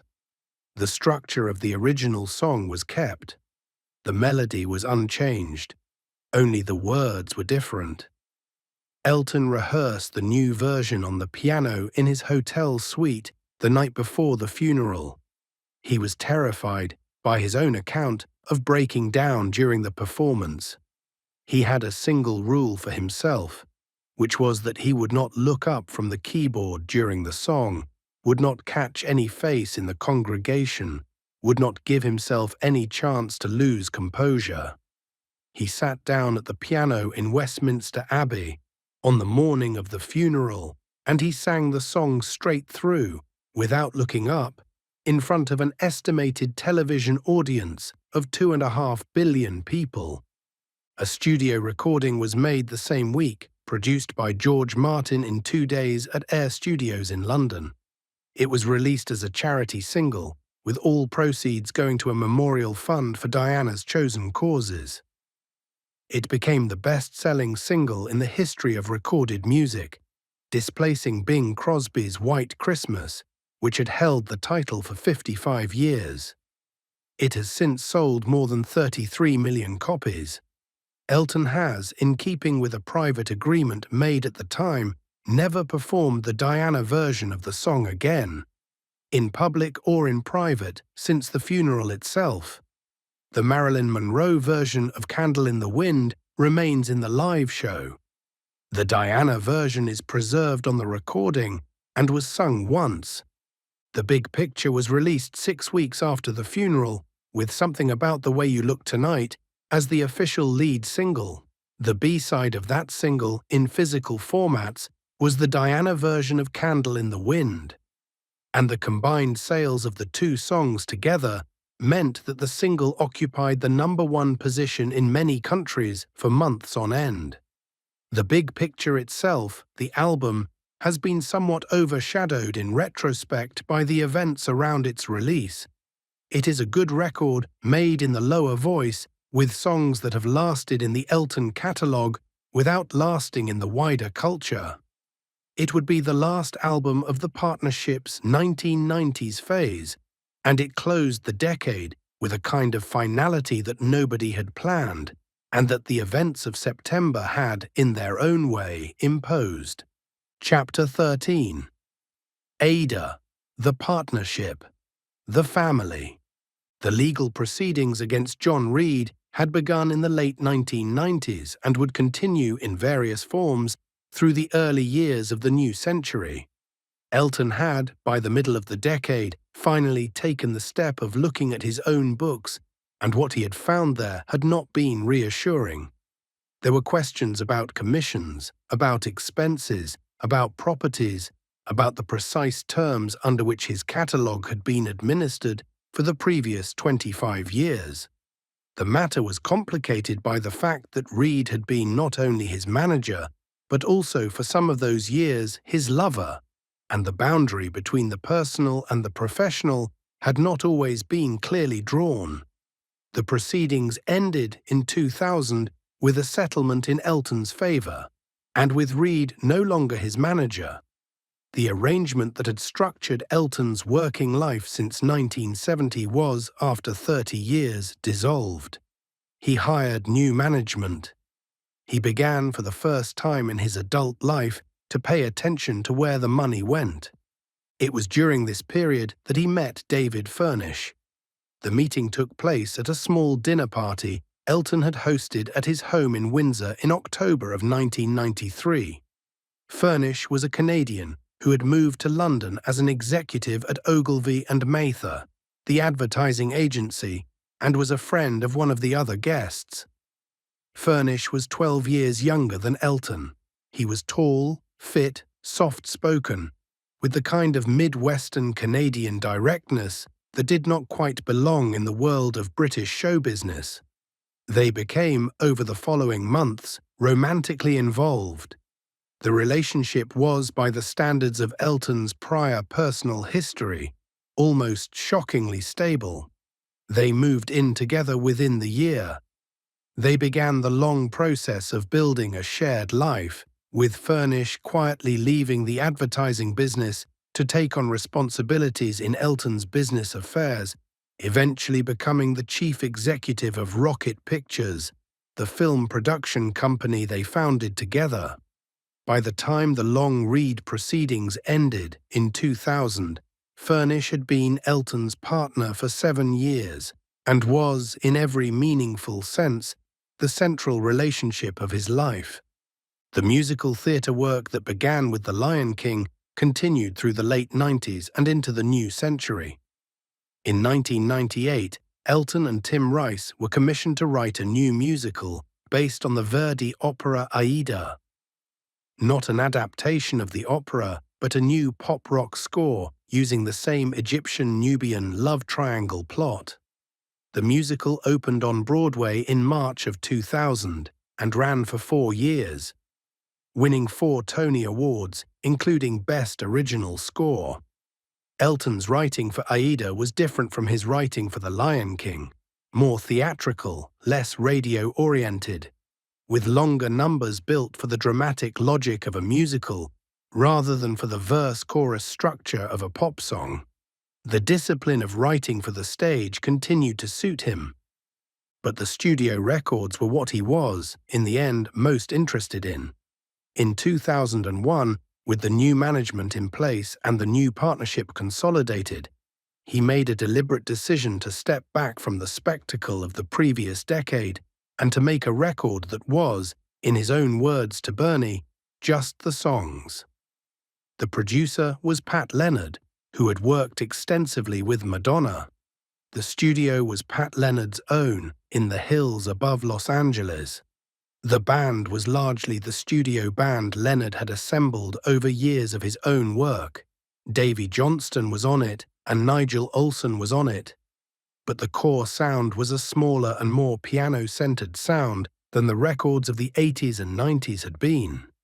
The album was called Songs from the West Coast.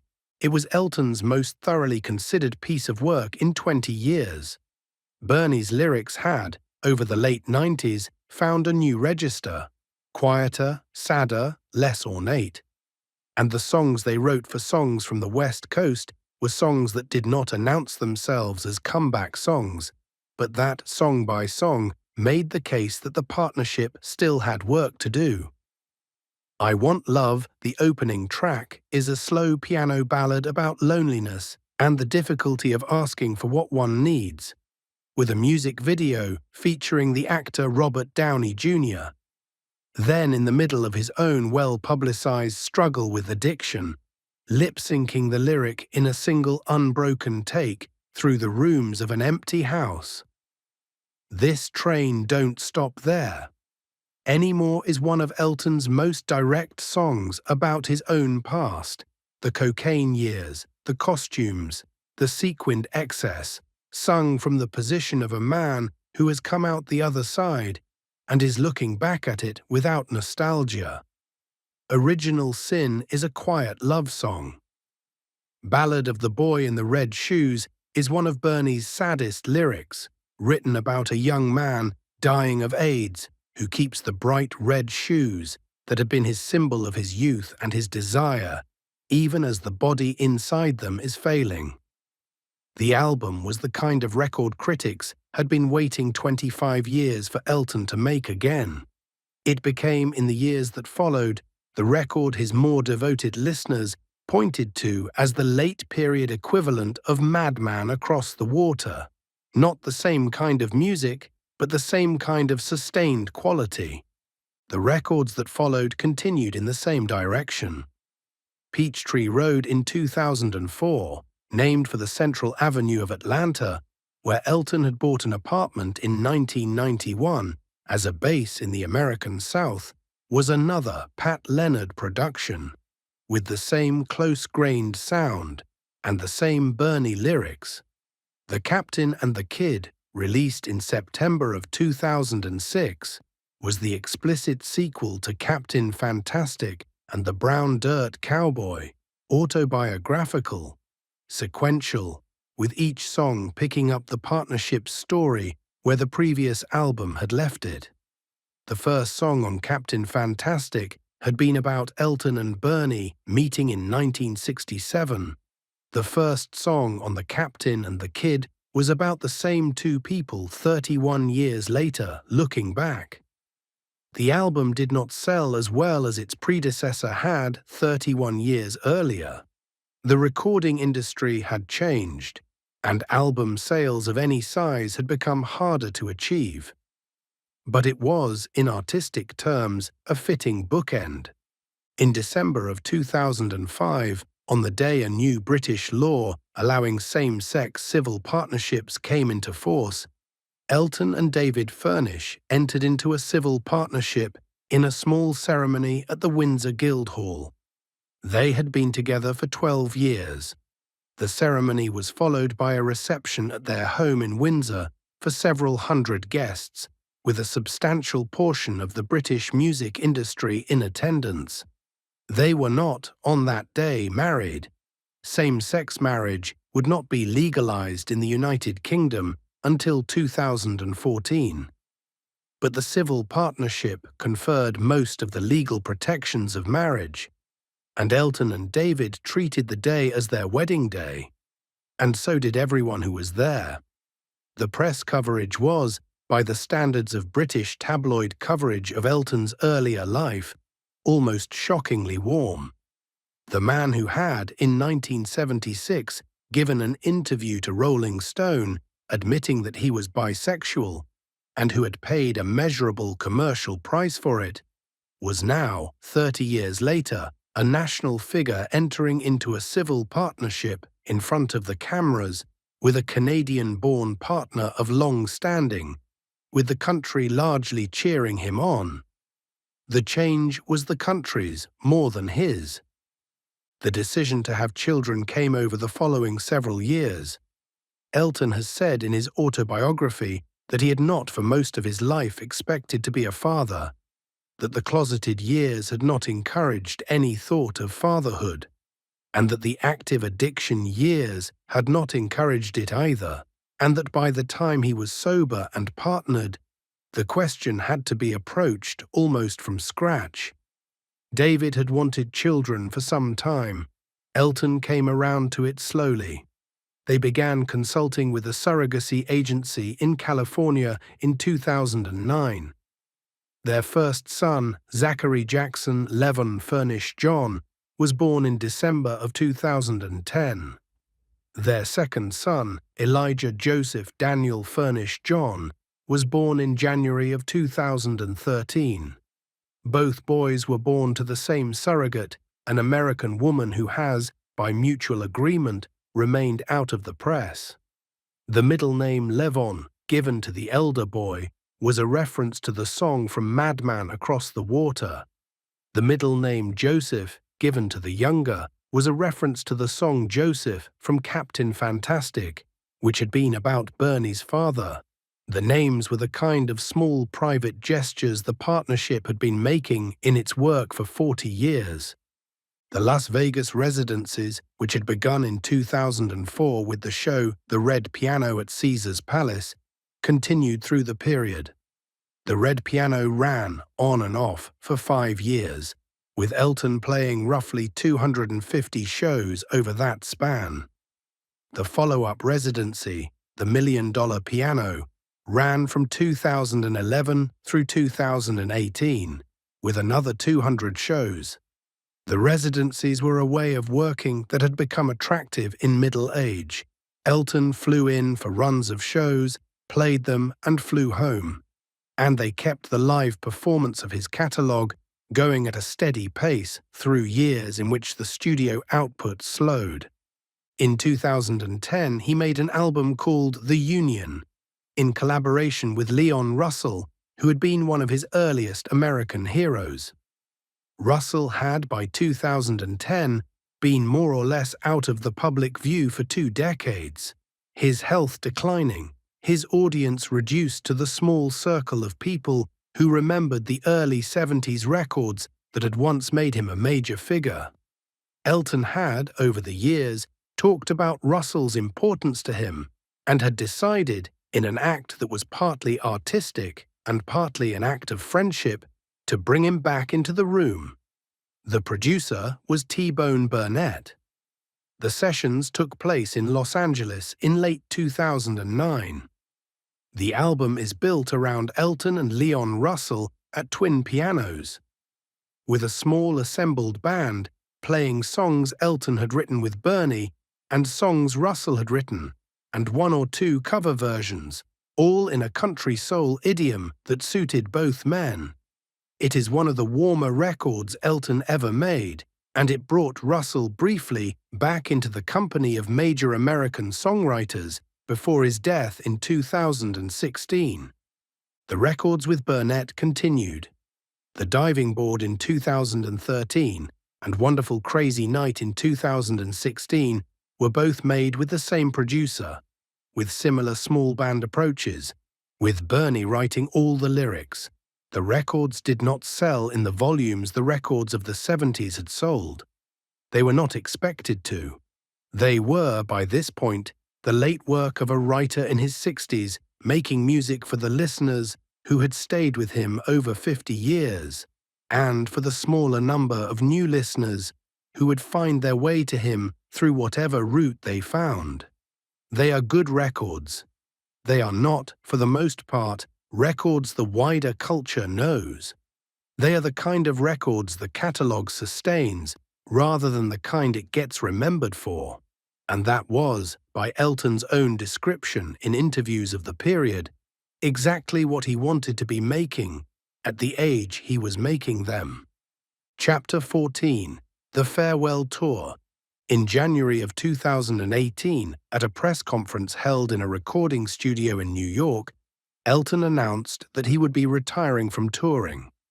The tour that would carry him out, he said, would be called Farewell Yellow Brick Road, after the album of 45 years earlier.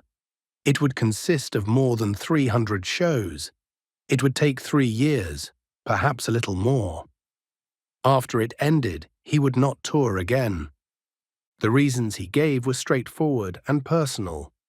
He was 70 years old. The boys were 7 and 5. He had spent 50 years on tour buses and in hotel rooms and on stages in cities he could no longer remember the names of, and the work had given him most of what was good in his life, and he was finished with it. He wanted to be home. He wanted to take the boys to school in the morning. He wanted to be, for the next stage of their lives, the kind of father he had not had, which meant being there. He has said in interviews around the announcement that the decision was not the result of any single moment, but of a slow accumulation of moments, and that once he had said the word out loud to David, there was no question of taking it back. The first show of the Farewell Yellow Brick Road tour took place on the 8th of September 2018 at the PPL Center in Allentown, Pennsylvania. The set list was career-spanning, 24 songs covering the work from Border Song in 1970 through the most recent Burnett records. And the staging was, by Elton's standards of the previous decade, relatively restrained, with screens behind the band displaying archival footage from each of the eras the songs came from. Davy Johnstone was on guitar. Nigel Olsson was on drums. Ray Cooper, who had rejoined the band in the early 2000s, was on percussion. 2 new musicians, Matt Bissonette on bass and Kim Bullard on keyboards, completed the touring band. The show ran roughly 2.5 hours and ended every night with Goodbye Yellow Brick Road, the title song of the album the tour was named for, with the same falsetto leap on the chorus that the singer had been making since 1973, in a voice that had, by 2018, made its peace with being a different voice. The tour had been intended to run through 2021. It did not. In March of 2020, with the tour about halfway through its planned run, the COVID-19 pandemic stopped global touring. Concerts were cancelled. The band scattered to their various home cities. Elton went home to Windsor with David and the boys and stayed there. The pause turned out to be useful. He had been, in the months before the pandemic, dealing with intermittent health problems on the road. There had been a hip surgery in 2017, and there would be another procedure in 2021. And the year and a half off allowed him to recover in ways that the relentless pace of touring would not have permitted. It also let him make a different kind of record. Through the spring and summer of 2020, with the world's musicians stuck at home and recording equipment cheaper and more portable than it had ever been, a series of remote collaborations began to take shape. Other artists called Elton, or Elton called them, and recordings were made, not in the same room together, but exchanged across the internet, with each musician contributing parts in their own home studios and the producers stitching the results together.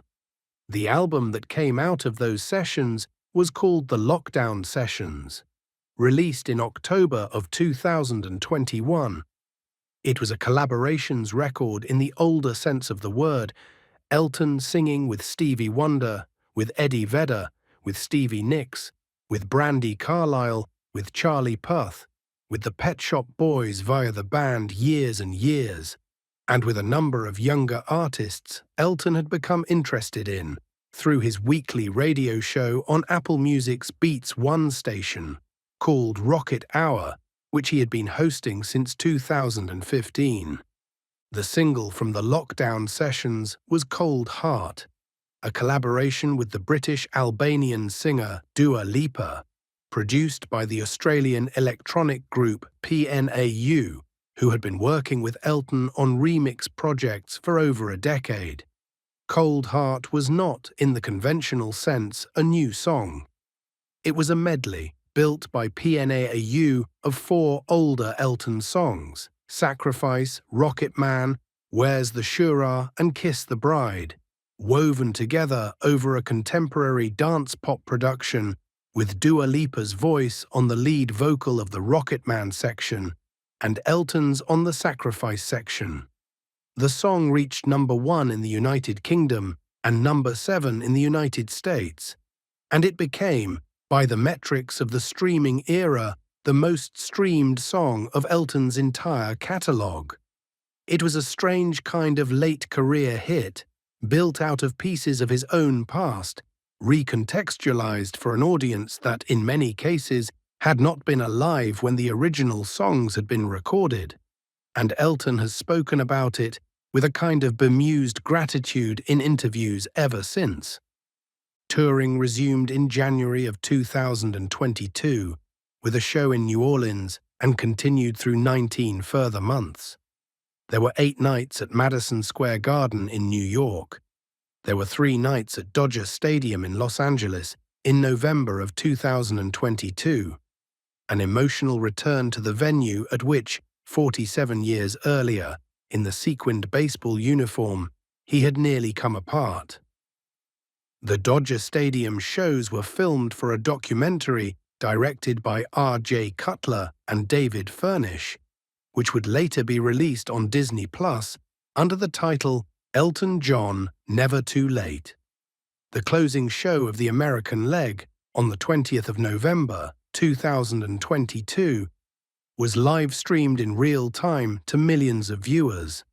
There was a feature film about his life, called Rocket Man, that had been released in 2019, and there was a memoir, also published in 2019, called Simply Me, written with the assistance of the journalist Alexis Petridis.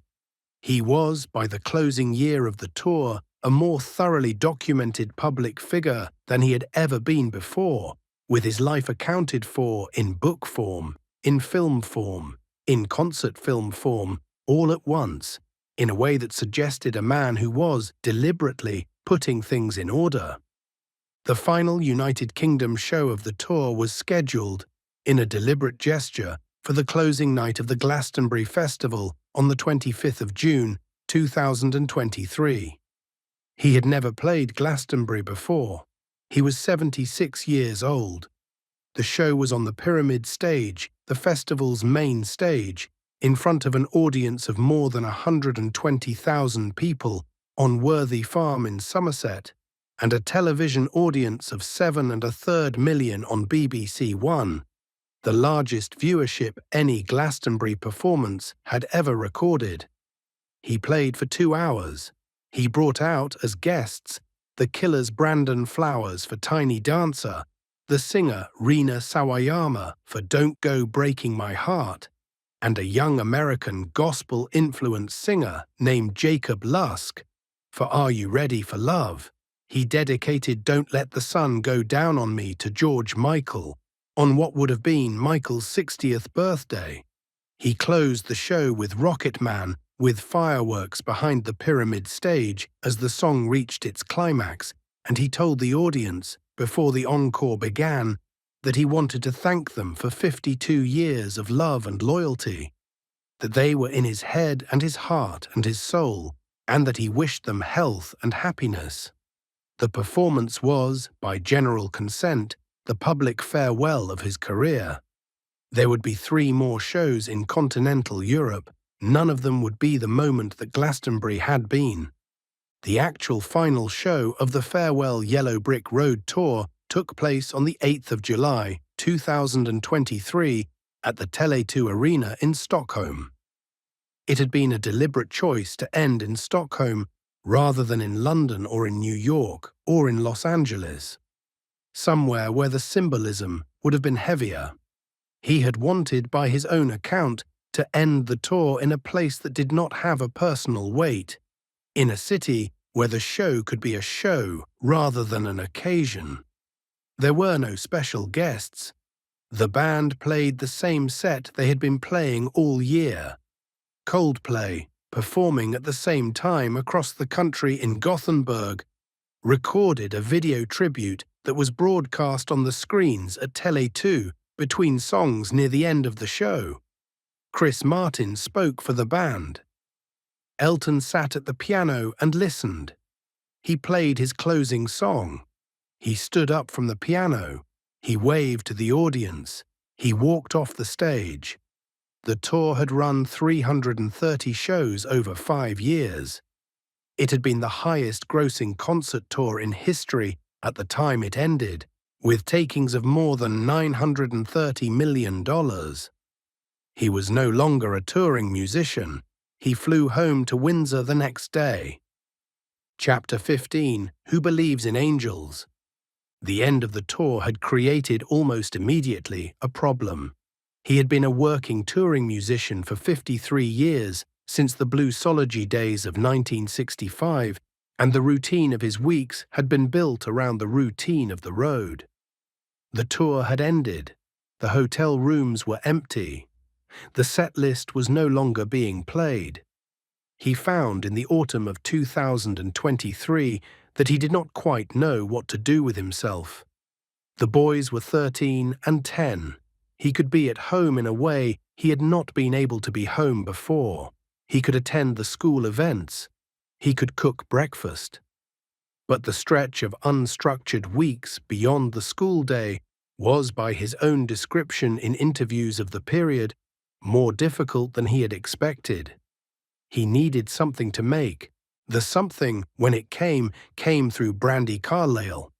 Brandi Carlile is an American singer-songwriter from Washington State, 28 years younger than Elton, who had been making records since the early 2000s and who had, by 2023, become one of the most respected American voices of her generation, with 11 Grammy Awards and a long string of well-received albums. She had also become, over the course of the late 2010s, a personal friend of Elton's. They had first really gotten to know each other in 2019, when Brandy had appeared on a track for the lockdown sessions called Simple Things. The friendship had deepened over the pandemic and the touring years. By 2023, she was, by Elton's own account in interviews, one of the closest friends he had, somebody he called multiple times a week, somebody whose voice he wanted around when he was working out what to do next. The proposal that emerged in the late summer of 2023 was that the two of them would make an album together. Bernie would write some of the lyrics. Brandy would write others. Andrew Watt, the young American producer who had been working extensively with Mick Jagger and Pearl Jam and Iggy Pop on a series of late-career records, would produce. The studio would be Sunset Sound in Los Angeles, the same room in which the Beach Boys had cut Pet Sounds and Joni Mitchell had cut Court and Spark. The band would be assembled around three principals: the drummer Chad Smith of the Red Hot Chili Peppers, the bassist Pino Palladino, and the guitarist Josh Klinghoffer, all of whom were senior working musicians of the kind who could record a song from scratch in a single afternoon. The whole album would be made in 20 days, written in the room, with no songs prepared in advance. The sessions began on the 2nd of October, 2023. They did not begin well. Elton has been candid in interviews about how difficult the first week was, about the self-doubt, about his uncertainty whether he was the singer he had been even 5 years earlier, about the strangeness of writing in front of cameras for the first time in his life. The decision to allow cameras into the room, made jointly with Watt and with Brandy, had been an unprecedented one for him. He had never let his writing process be filmed before. The cameras were positioned around the studio on tripods, capturing thousands of hours of footage that would later become the documentary that accompanied the album. The first sessions were, on film, extraordinarily uncomfortable. Elton was short-tempered. He second-guessed his melodies. He left the studio more than once. There was, by Brandy's account in subsequent interviews, a moment in the first week when she was not certain whether the project was going to survive. Bernie had to talk Elton through one particularly bad afternoon. The producer Watt had to push, gently and persistently, for the work to continue.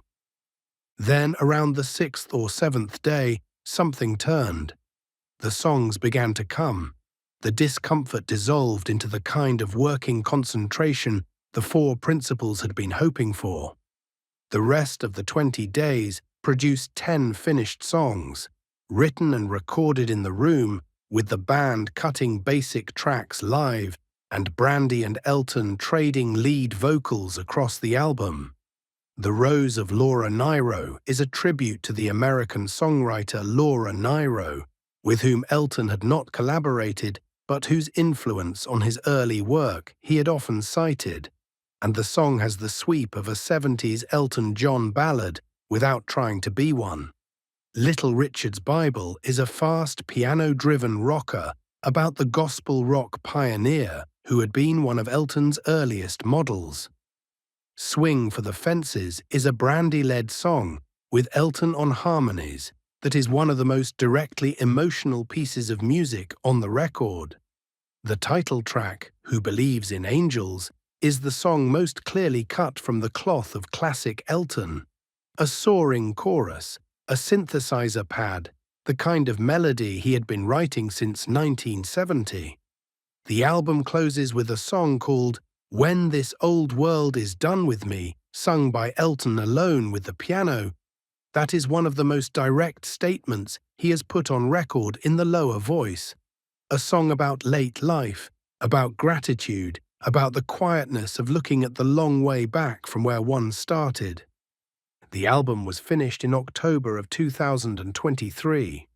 It was not released, however, until April of 2025, 18 months later.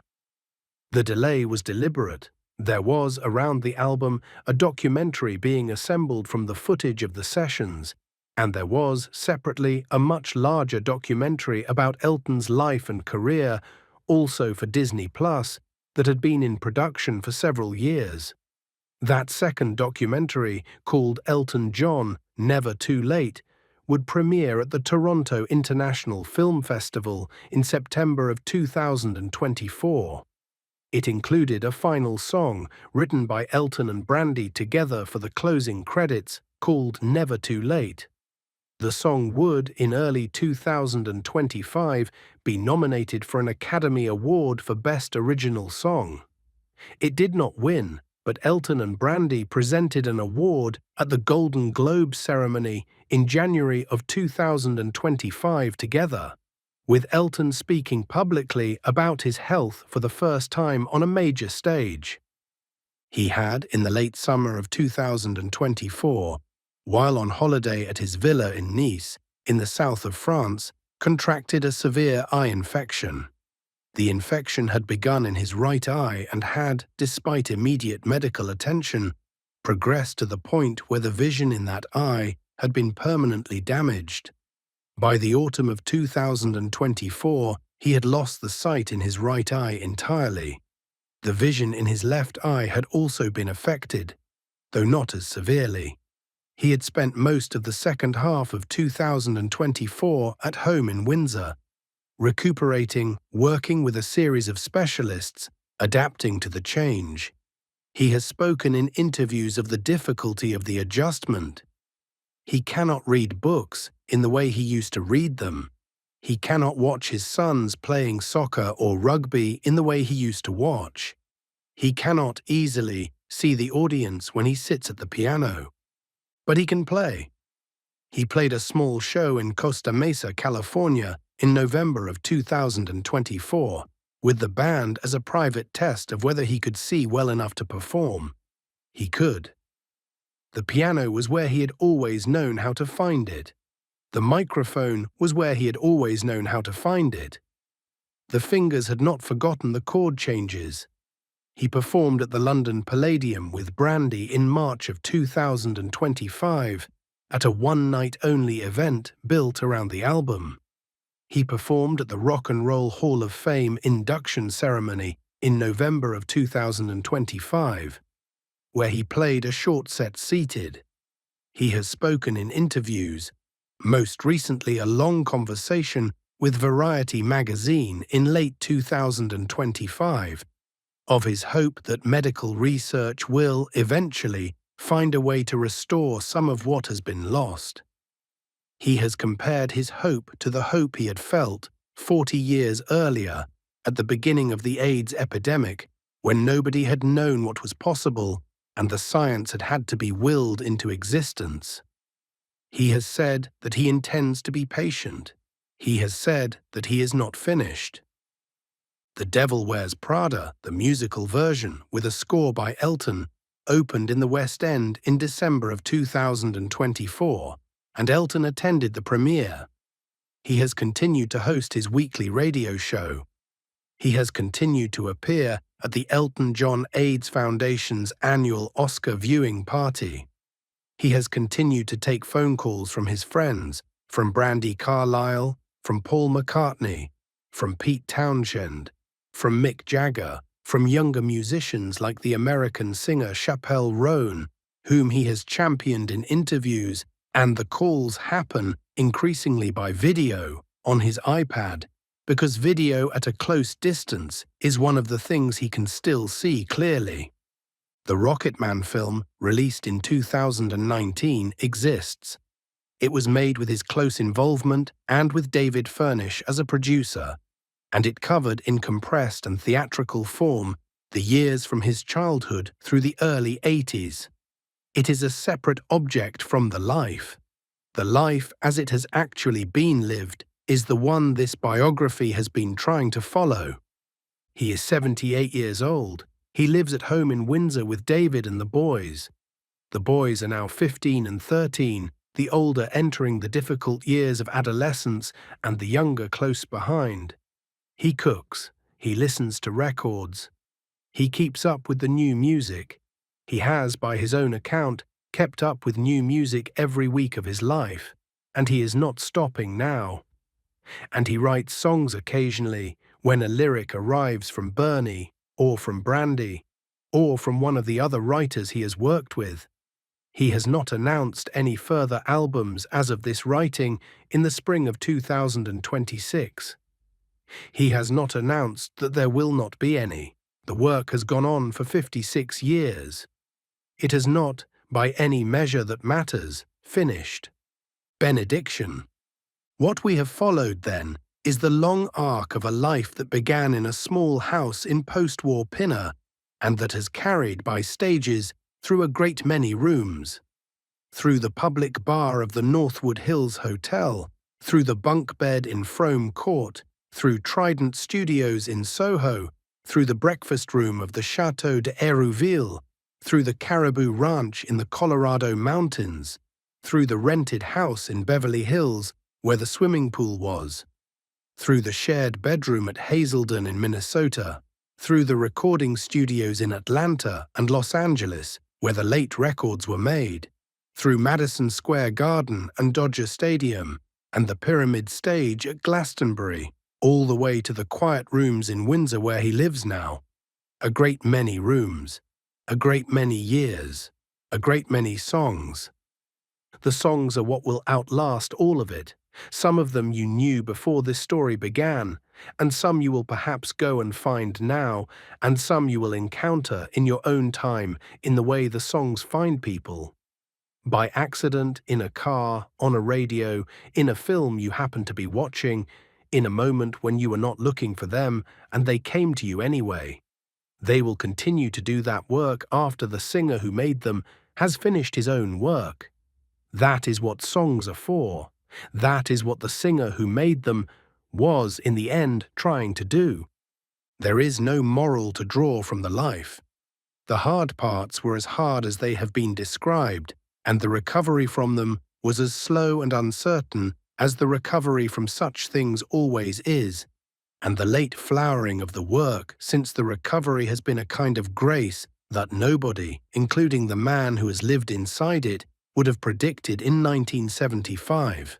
He has been kept alive by the songs and by the people who came around him after he had nearly used himself up, and by his own willingness, when the moment came, to stop.